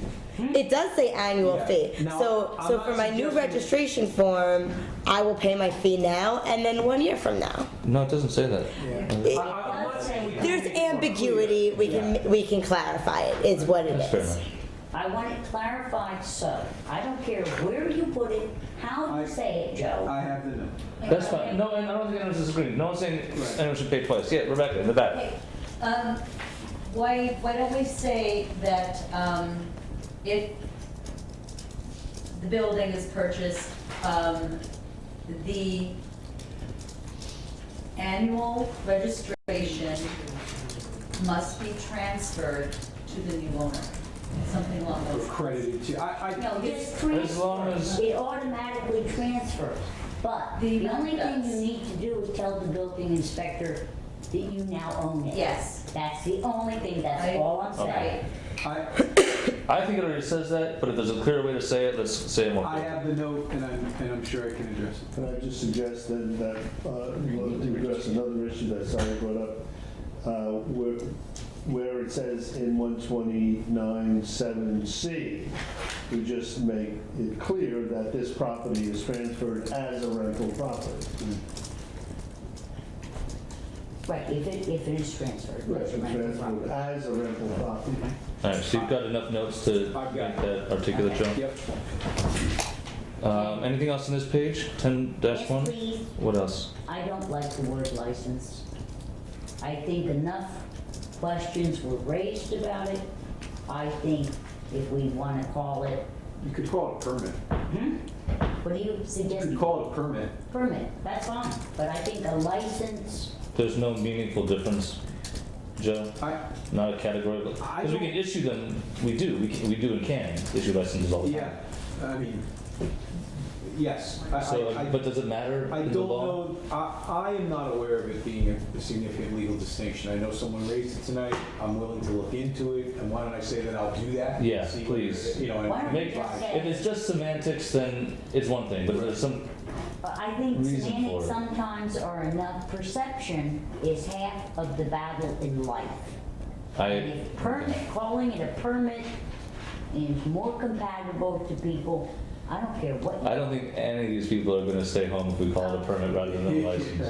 I think they feel more comfortable. Maybe Pete will stay home. I'll do the research. Thank you. Yeah, Rebecca has Just the word registration enough? Thank you. I think. Rental that's- property registration? Yeah. Yeah.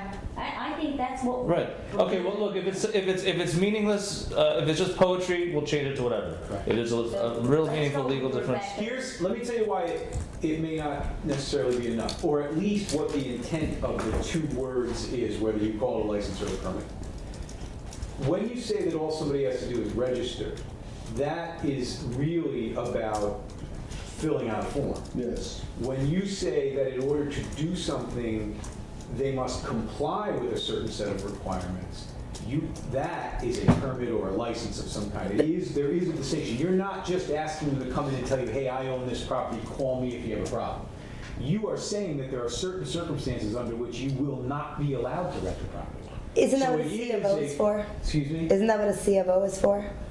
It is, except that C of Os don't always include, in fact, they rarely include the particularity about how you operate that property that you are envisioning by this law. Now, again, the discussion about whether you want to go there is what you're talking about now.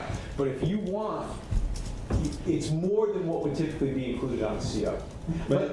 May I ask, we give permits, for example, for parades, and we give permits for... And you pay a fee. And you pay a fee. And we give permits for peddlers. Building, Building. street opening. So we use the term permit And for we charge a fee. all those purposes. Is this sufficiently close and analog to, say, what we do in the case of peddlers and solicitors, or And you can revoke a peddler and solicitor's permit. Right. And you can revoke a landlord's permit, and we don't need the word license. Well, if that's the case, then I'd be curious to know why we issue all these other permits, but give waste haulers a license, which does have a provision for repeat. We can yank a waste hauler's license at short Actually, notice. I question whether we can give them a license. They're licensed by the state of New York. That predates us by Give them a decades. so, permit yeah. to collect in Well, our. the code now says license, so that's why I was But I curious think about the the code's distinction. wrong. So we'll find out whether it's poetry or law. I understand How's the that? question. There Okay. are legal distinctions between what those terms mean, and they may or may not be relevant to you, and they may or may not be what you want to do. I'll do the research. Yeah, I know that in many instances, the use of license, it designates something like a professional capacity. So you're admitted into a different class where you're allowed to do certain actions that are restricted to a profession. Permit is not ordinarily used in that way. But we're really not using license in that. It seems to me that we're using license principally the way we use the term permit when we're talking about certain activities within the village. That's what it seems. Right. I understand. Okay. I mean, I understand all the questions. That's good. All right. So who has what next comment to make? Are we done with 10-1? I just want to ask a legal question. If you ask me what my tax roll identification number on my house is, Jason, I have no idea. But you wouldn't have any trouble finding out. I mean, when you walked into Village Hall, you Yeah. just ask them. They'd tell you. I mean, you could say the same thing when somebody makes an application for a special permit or variance. But I mean, why do I care what the tax identification number roll is? If I know the street address and/or postal address and the property location, then I'd say to the building department, you can put it on if you want. I understand. I think I'm serious. I think there are a lot of records that are indexed that way Right. that we access. So it's just a matter, I mean, we can look it up, but Okay, the next page should all be numbers, and we went from numbers to letters. Yeah, thank you. what? Should all be 129.8 goes A, 1, 2, 3, and then lowercase a, Oh, b, c, d. jeez, all right. So it should all be numbers. Yes, and then Okay. G My should have an autocorrect A. G, screwed up. so it should be 10. A should be 4, right? And also, what is currently G Roman numeral 1, what we had discussed was 10 to 15 days. It says 10 days, so I say, do we want 10 days or do we want 15 days? think I had a And question it about seems this to one. me that 2 weeks is more reasonable than 10 Why days. are Yeah, we, and also at the discretion of the inspector, where we discussed, there needing to be varying times depending on what the issue was, and also considering people's schedules, not just. My only thought, folks, I wouldn't put a range there if you are inclined to put something like this. I would just put your.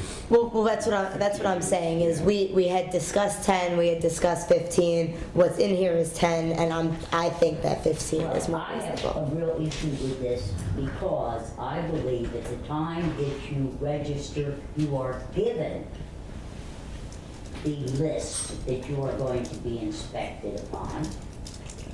And an appointment is made 30 days later at a mutually agreeable time to both the owner and the building inspector. It solves lots of problems. We're talking about how we don't want this or that. I believe most landlords take very good care of their properties and they want them in good shape.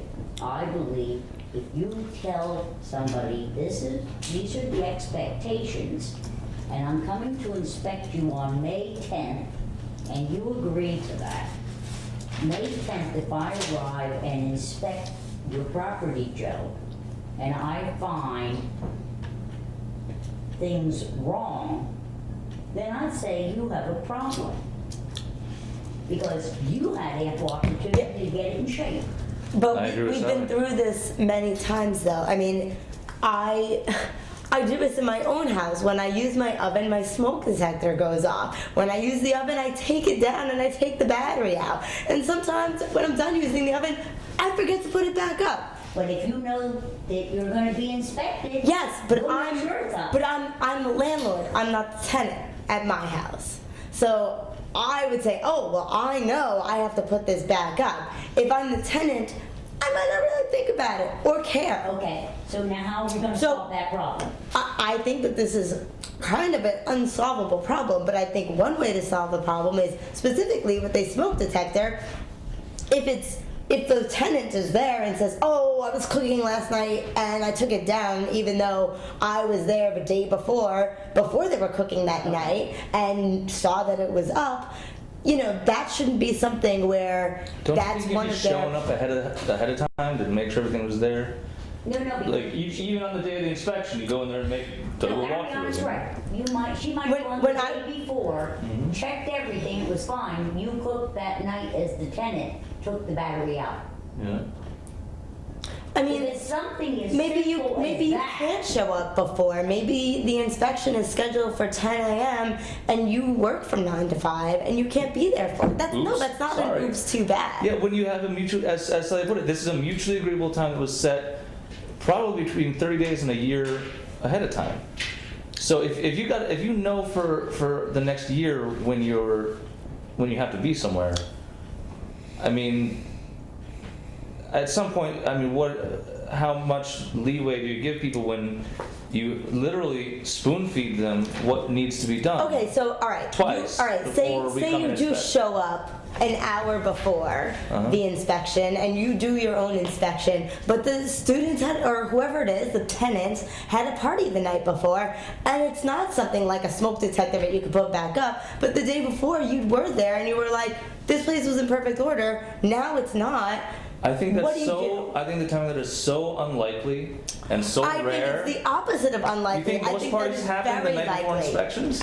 I think that parties happen whenever parties happen. Please stop interrupting me and let me finish what I was saying. I'm talking to Jason. You're interrupting me.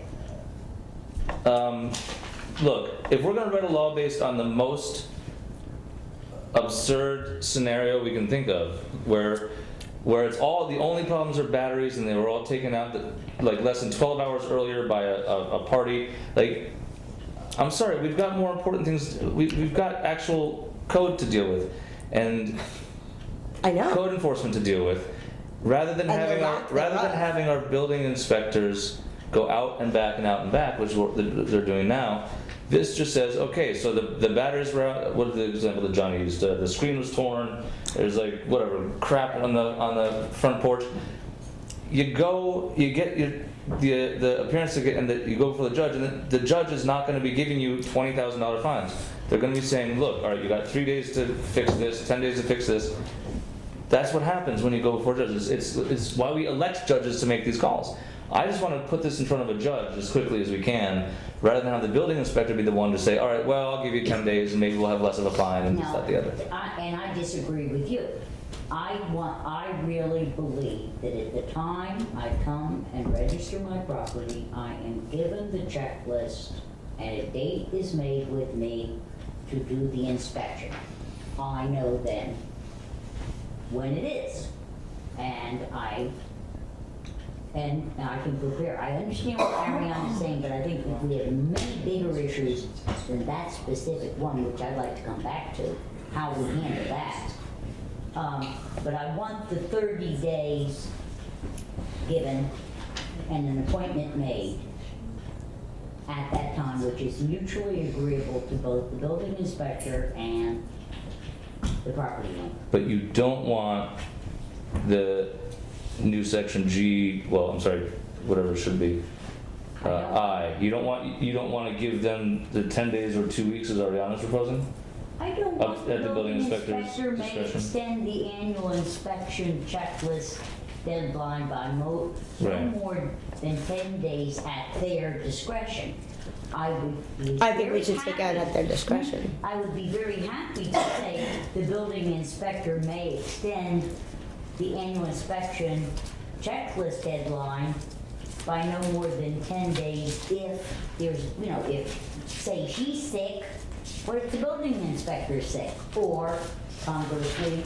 So, I mean, there has to be a little latitude. So the only way. So maybe just by no more than, I mean, I think it should be 15 days, period. 15 is fine.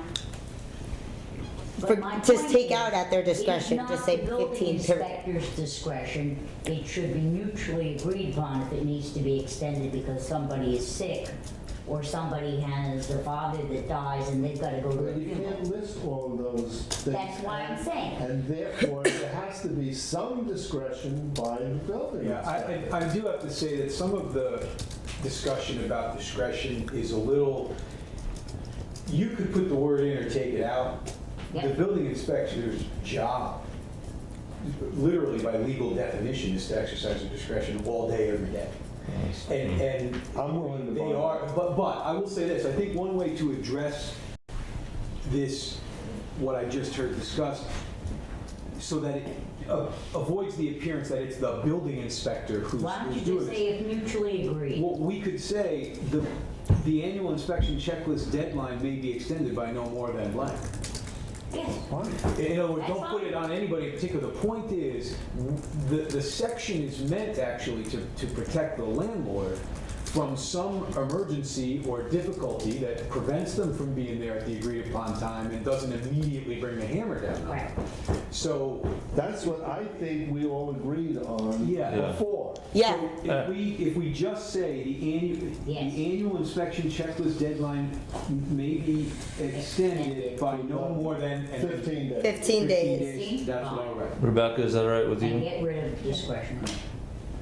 You've got that, Joe? Yes. Okay. Because I your thank you both. interpretation of discretion and my interpretation of discretion are very different. There's a joke in Noted there that somewhere. If you are my friend, the discretion may be shown. But that's If I am inherent, not I mean, again, I happy don't want to with get you, into that philosophical discussion necessarily, but that's inherent in how government is administered all the time. And if it's, that is a very bad thing for you to say. I hope you didn't really say it. I'm just saying, if there's an abuse of that discretion, there are remedies for that. So, but Well, let's, My thing is, I want the remedies as best I can have them, so that if I have to deal with the abuse, it's very clear. that's fair, that's what we're talking about now. Before we go on, just a Why time don't we take check. a 5-minute break? Hold on. Wait for me to finish my sentence before you interrupt me. Is there going to be a motion for executive session for any Yes. reason? Yes? I guess. Do we, I'm asking because it'll play into how much time we spend on things. Yes. We need, okay. I mean, contract We don't need negotiations? Joe. We've done what we were supposed to do. You got- Yeah, you have contract negotiations that you Yeah, need we the got board's that. consensus on. Oh, Okay. speaking of which, is it Can you give me like a time guess? For sure, Yeah, concur. yeah. On how much that would take? I mean, if it's up to me, less than 5 minutes. But it's not up to me. The rest of you are going to want to talk also. Thursday for negotiations. Yes, I Alright, responded to schedule the this email. some other time. All right, so we've got, just to be clear, we've got an executive session, we've got this conversation, and we've got the peddler's law. I moved to table that. I second the tabling of the Joe. peddler's law.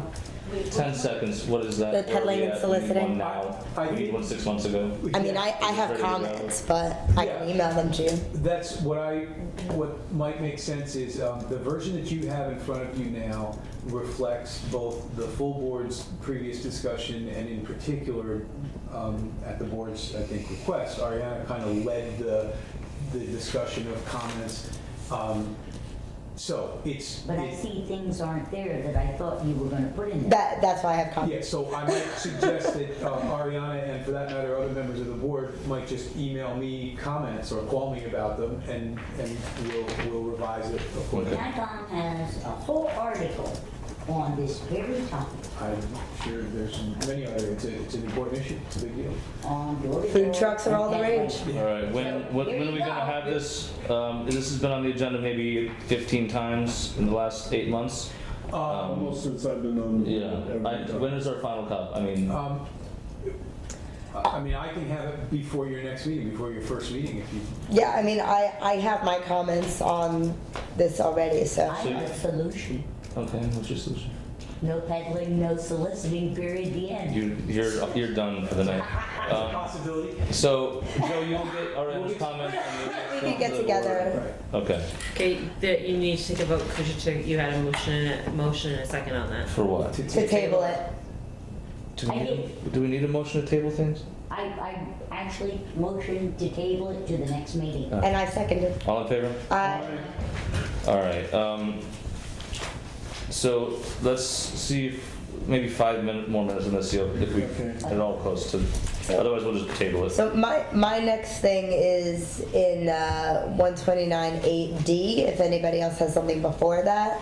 129. I have a question. Yeah. What do we need in the temporary housing? That's after. That's what I'm after. looking at. We're going just sequentially. She's on D. Rental property inspection D, yeah. required. Oh, number 7? Or D. No, it's 129.8 D 2C. Okay, gotcha. This is the 5 violations can result in revocation of license.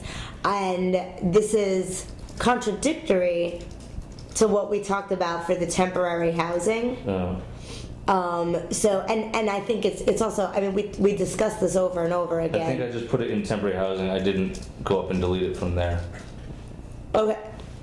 No. We didn't just put it in temporary housing and not delete it. We need to delete it entirely because the idea that somebody could have, you know, a ripped screen or no screens or taller grass or something in their gutter does not make a place uninhabitable. And that's what we had said that results in, you know, a license revocation or a permit revocation or a CMO revocation is something that makes the place uninhabitable.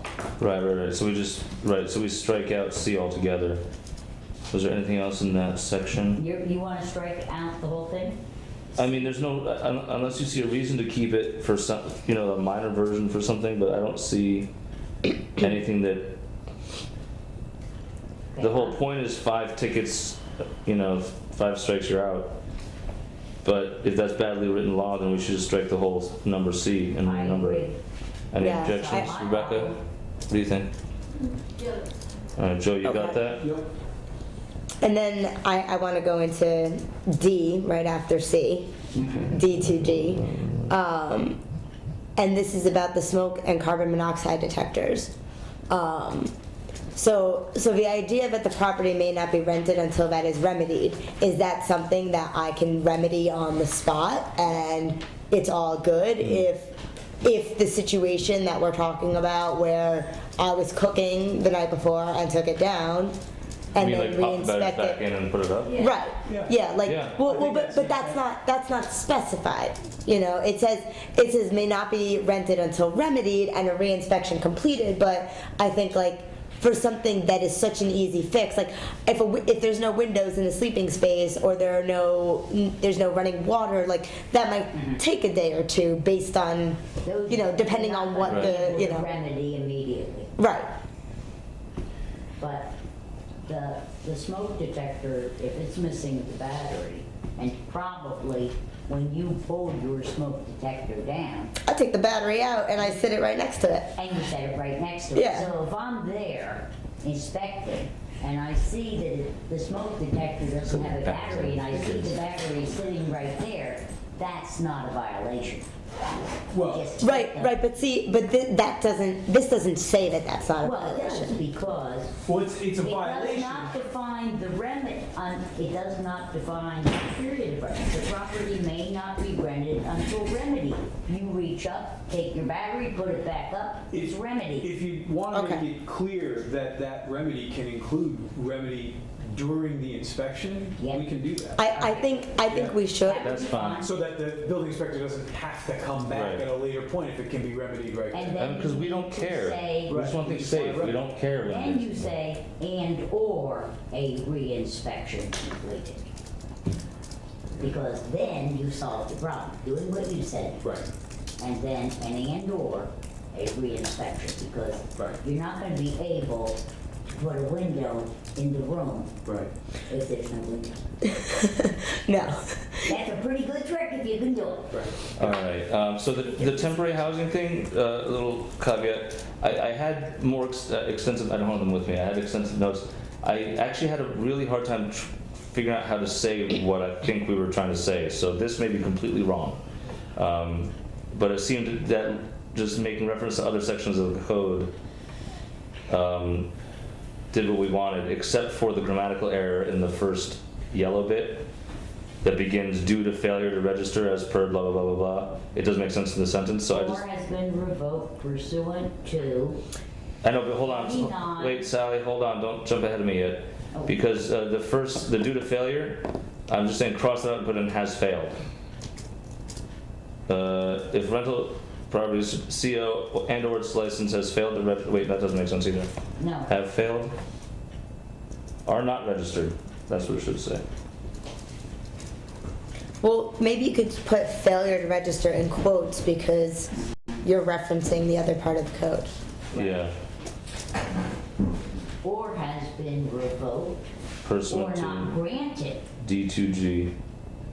Because. Or denied. And it's actually not D2G. I just noticed that. It would have been D2D, but now it's going to be D2C. Has been revoked or denied pursuant to 129(8). Is that 8? Yes. 8. So do we need to change that number to? D2C. Yeah. No, it's 4. It's D4. No. No. There's a number 1 and number 2. There's D1, then there's D2, and 2 has an A, B, and C. Oh, we eliminated one, so it's C now. Yeah. Yes. Yeah. Okay. Well, it was G, Okay. and then things were changed, so it was D, But- and then things were changed Now, again, so now it's C. My question on this is number 2 of E. What Of does temporary that mean? housing.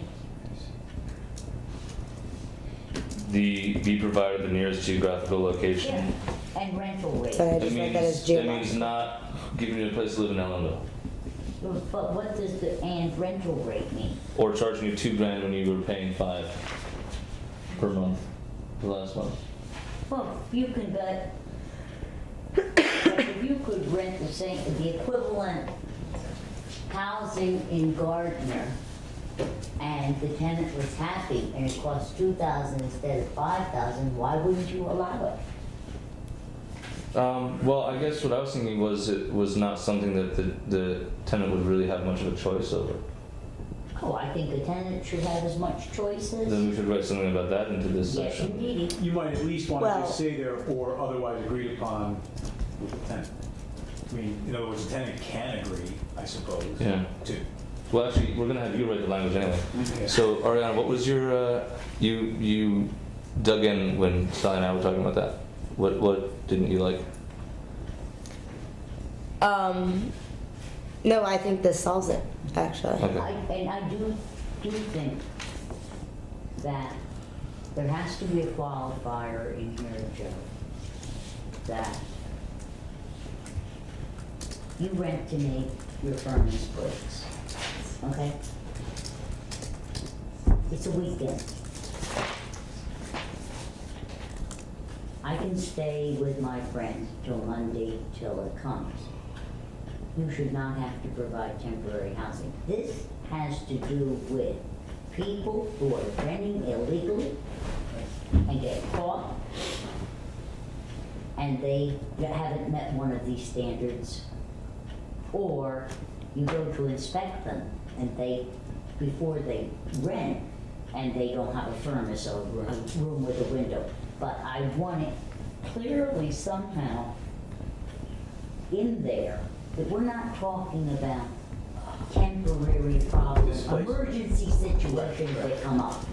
I think that may be well enough covered by the fact that this will only kick in as written if you literally don't have the license. If you fail to Either register, revoke, deny, or it's fail to one of register. the things that make it uninhabitable. Right, but I understand the comment, I'll look at it closely Okay, and. make sure. Hey, can I ask a quick question? Yeah, please, Sean. What if my tenants destroy the place? and make it uninhabitable. Then you should have them arrested. Am I responsible for putting them up because they are, you don't, well, you know my point. When you, like they yank at the water heater at a party and throw it in the front yard. I was trying to. No, that's what I'm, Let's say that's what You know, here's one of the things that I think a lot about this because we've been talking about this for 2 years. Been doing it really slow on purpose. One of the things that came up in one of the first drafts was a similar question, but more aggressive. You know, what about just damage? Tenants do damage too, and this doesn't touch tenants at all. And what, at least in my mind, is you got kind of two sets of relationships, right? You got the landlord to the tenant, and you've got the village government to the landlord.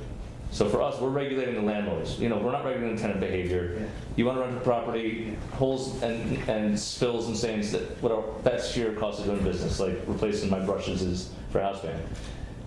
Now, problems with bad tenants, which there are, of course, going to be bad tenants, but we're not dealing with that. Yeah. So it can look a little lopsided. Yeah. But what, in my mind, the tenants that's a business, that's a contractual relationship between landlord and tenant.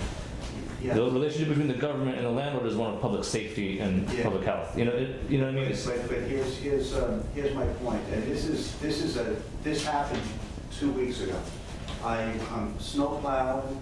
I said, you know what, let me go in. I know these guys haven't been here for 2 weeks. I go in the house, and the house is cold. They ran out of propane. They're responsible for keeping the house warm. They ran out of propane. I go in the house, I see ice in the toilet, and the faucets aren't working. Oh, jeez. Of course, I go into a panic.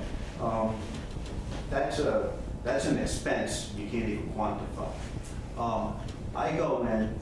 Luckily, I was able to go home, get electric heaters, get the house warmed up. In the meantime, I called the propane company, asked them for a quick emergency fill up. I got the house going. No damage to speak of.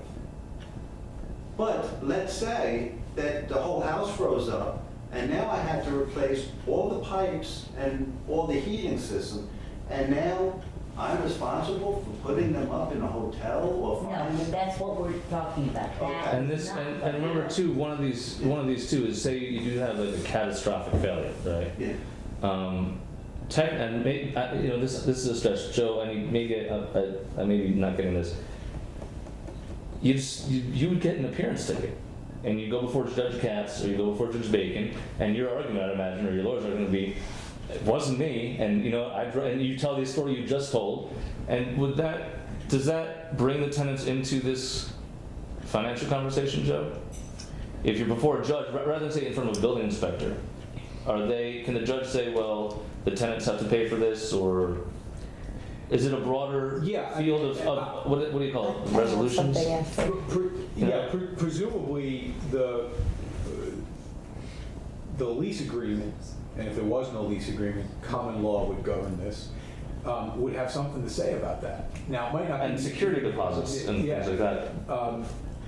But I assume we're talking something bigger than a security deposit. But Yeah. then you tell me I lose my license because I didn't put them up in this hotel. No, that's what we're. Well, see, I I have a suggestion.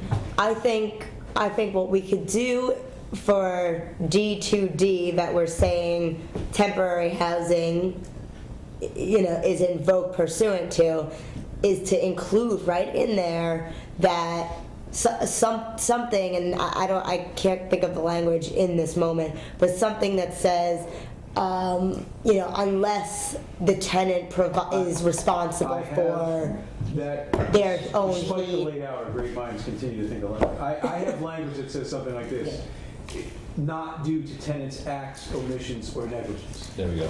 And put it in. Does that cover that You know, if circumstance? it's my doing, you know, if a pipe breaks and it's not the tenant's fault. Or you know there's a hole in the roof and just don't feel like fixing it, you know, whatever. Yeah, sure. Because even if you have in your lease agreement that, you know, the tenants are responsible for, you know, contracting and getting their own propane or electricity, whatever it may be, you shouldn't have to be issued an appearance ticket, go to court, and then show the judge that. While That you're should fronting be the money for right. that. That should be right in So that's here. what I was trying to avoid by having. Who's going to determine that? Me. What? This will be at the discretion of the building inspector. Yeah, it is always the discretion of the building inspector. Somebody has to say that it's that other person's fault. And so you cannot eliminate reasonable discretion. But what you can do, and what I will suggest and propose when I That's rewrite fine, this Tom. section, is that ought to be, you could put that in the context of that being part of the judicial determination as well. You can. And so let me think that through. I understand the comments, and I think I know. What was the language you used though? I just want to make note. English. Not due to tenant acts, omissions, or negligence. And that's why it's not at the building inspector's discretion. You've got it covered. All right, you got that? It is not. Yeah. You're wrong. Well, then vote differently.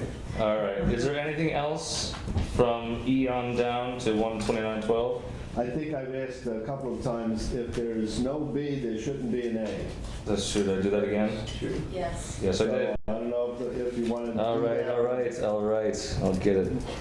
Where are we now? Inspection. 129-11 has an A but no B. Right. It's just badly. 12 also. And 12, A, B, C, D, E. Don't reorder it all. It's all crazy. It's all crazy. This cracks me up.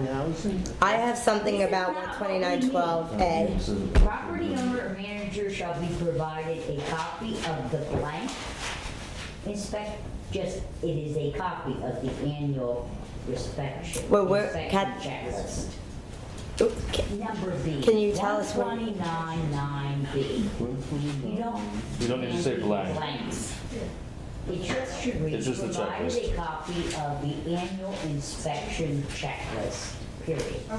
Okay, fair enough. All right. Ariana, you had one other one on 12? Yeah, well, I don't know if somebody has something before then, but I'm in 129.12A. Okay? We're all the way to the very last section now. 129-12A. Ariana has. So I know that the current law says that each day that a violation shall continue shall constitute a separate violation, but if what you are requesting of the $750 per day per violation, we can't do that. It should be a violation per reinspection, maybe not to exceed 15 days, something along those lines. But I think, there are many reasons why I think that this is something that can't really be followed up on in the way that it is. 129.12A, enforcement and penalties for offenses. One of the things is, there are a wide variety of violations, some of which cannot be remedied within a day and cost a lot of money to remedy. And if we're charging people $750 every day that this violation isn't remedied when they cannot remedy it for 4 or 5 days because of X number of reasons. Assume they found out about it on the day they were inspected. Right. Right. So I think that this is just really... Is there a reasonable, besides the smoke alarm and the little party mess, whatever, is there anything reasonable you can think of that a landlord shouldn't be aware of before the date of an inspection that would require days and days and days to fix? I think. But should there be any surprises like that, when you're getting inspected in the same day every year? First of all, this whole thing is premised on a checklist. Mm-hmm. And unless that checklist is prioritized, It's not our authority to prioritize it. That'd be then I cannot vote for this at all, Jason. Don't tell me it's not. If I can I'm impose- telling you the truth. I But can't I'm make up telling anything you else. the reality, and the reality is a person's grass who is this, is a very different situation than a house without screens. Mm-hmm. And don't tell me they're the same thing. I've never crossed my mind to tell you. Yes, you did, because it says right here, each conviction, each violation. So you want them to have different fines? Do you want them to be some enforced, some not enforced? Because it's very broad when you say. I think it a has to be- scale of fines could be a way to solve that. Could be. Yeah, but Jason has said that's not our prerogative, and I. No. All I've said is it's not our prerogative to pick and choose which laws we enforce. All I'm saying is. And that's what we've been doing for decades. Prioritize the list by what are really important things. The top 5 are the safety features that we've already addressed. They should be zoomed in red. Okay, I will not compromise on what we inspect, though I think it's probably a good idea to Nobody's saying a compromise. No, on what we that's expect. what Sally's. No, that's not what Sally's Wow, saying. really? Please, all right. Don't interrupt me, and let Sally correct me if I'm wrong. Calm down. Because, well, this is what I understood you say, because repeatedly. As I was about to say, I think that maybe the staggering or having a couple of different fines may be fine, but to prioritize the list of what we inspect. No. But what is When you say, okay, that's what I get when you say the top, these are important, it implies that there's other things that are not important that we shouldn't be dealing with. They're all important. Okay. But some are really pretty. Clearly. Some of them are Clearly. safety issues. So Clearly, it absolutely. was prioritized by safety issues. Uninhabitable first. going to Exactly. safety, And then going down to, But I don't know what is it that we're prioritizing? so The we work of can- the building inspector, the fines that are paid? I've got a way of doing it. everything will be inspected that's on the list. Uh-huh. But lay out the list in a way where you start off with things that are uninhabitable. Most important. Then go into safety. Everything will get checked. And then the very last thing would be aesthetics. I mean, it Yeah. might be the Where aesthetics might be a $25 fine, whereas Right. safety issues are a $500 fine. You know, I mean, I'm making up Whatever the numbers dollar here. figure, Yeah. whatever. But there could be, there's got to be some kind of priority level of That's what, what like, of 'cause- severity of violation. exactly. That is more clear, thank you. Yeah, okay. All this Yeah, time, I make thought it you were clear. talking about severity, of yeah. violation. I thought you were talking In about rank severity order. of the other thing. And then the bottom 20 or the bottom 10, probably there's no fine, and you probably have a good 2 months to remedy and a reinspection. And on a reinspection, if you haven't fixed it, then you can fine. I'm not, no, it's too late, I'm sorry, Adele, it's too late, we're not gonna take more public comment. I don't Um, know what she has to say. We'll have plenty of opportunities, we Okay, still have executive So session. do we agree on this? Because this is. Yes, I think we do agree on this. So a tiered fine structure. Yes. Right. It's the severity. Yeah. I mean, Now, I some can't. things there aren't gonna be fines about. You're just gonna be told. I'll propose one and send it to Yeah, I mean, you. I can write the language that will make that possible. I'm not obviously. I'll write a first draft of what that might look like. But back down to 2912. Okay, I would move to strike A, I would move to strike B, I would move to strike C, I would move to strike D, and I would keep E. Well, how? I think this is all in the current code, it might be enabling, yeah? But I mean, what, so you don't, but if you struck all A through D, Sally, you wouldn't be fining anybody for anything. Yes, you are, because what you're going to do is fine according to violations. Oh, well, so you, in other words, the way it will be rewritten will become the new A, along those lines, right? You're gonna have a fine structure. But A, B, C, D, as currently presented, are not acceptable to my mind and defeat the whole concept of what we're trying to do. And I would like them replaced with the statement, if you will, but Jason says we can't reference the checklist in the law. No, I think we can. You It's can? mentioned in several places. Okay, so if we can do that, then I believe we will see the list of priorities. We will see what numbers we can correlate to what fines. And the instructions that for the following items, with 30 days to remedy, or there will be a minimal fine. Could I make a suggestion that maybe we table discussion of 12912 to our next meeting? Because then we'll have a rewritten version and Will, Because I don't understand why, I could understand why you would want to get rid of, but B, C, D, and E just seem to define the role of the building inspector in enforcement. not unless I have a prioritized list based on rank order of severity with, if you will, fields of relevancy in terms of severity All right. and fines assigned. I'm kind of getting brain dead. So I agree to what you're asking if, when the next discussion comes along, I have the list, the checklist prioritized properly. Yeah, that's my plan. And then I'll. Because that would be the whole conversation, is enforcement and penalties, which would include the fines and whatever. And that's clearly the focus Yeah. of the public comment to this Yeah. point too, so that probably deserves Its own separate conversation. Can All we- right, thank you all for being so patient with this. Can we have this by the first meeting in February, even though you're not gonna be with us? Yes. Yeah, I'll get together with Jason All right. and got the master document. Copy of it before the meeting? Once we get it. Yeah, let's get it together, but as soon as it's ready, we'll send it to you, that's fine. Just make sure to have Katie, And I'll yeah. Thank you all for staying till all this work. Thank the board for listening. Thanks, John. as Yeah, always. thank you for your comments. All right, let's get into executive session so we can get home. My pleasure. I'll move, we go into executive. Session with 5-minute break before we do it. No, why are we breaking? Let's just go, let's just, You just need them to tell you what your rules are, right? Sally, can you soldier through? Early on Thursday. Let's just go. I move we go into executive session. All in favor? Aye.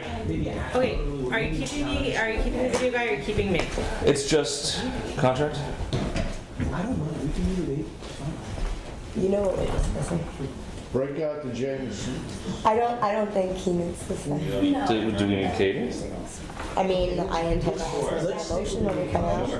Yeah. Alright, so yeah, hang out at least for, But I mean, we could also make note of it. yeah, if we make the I'm decision. thinking it'll to- be short. Okay. Let me say hello to you. Hello, dear.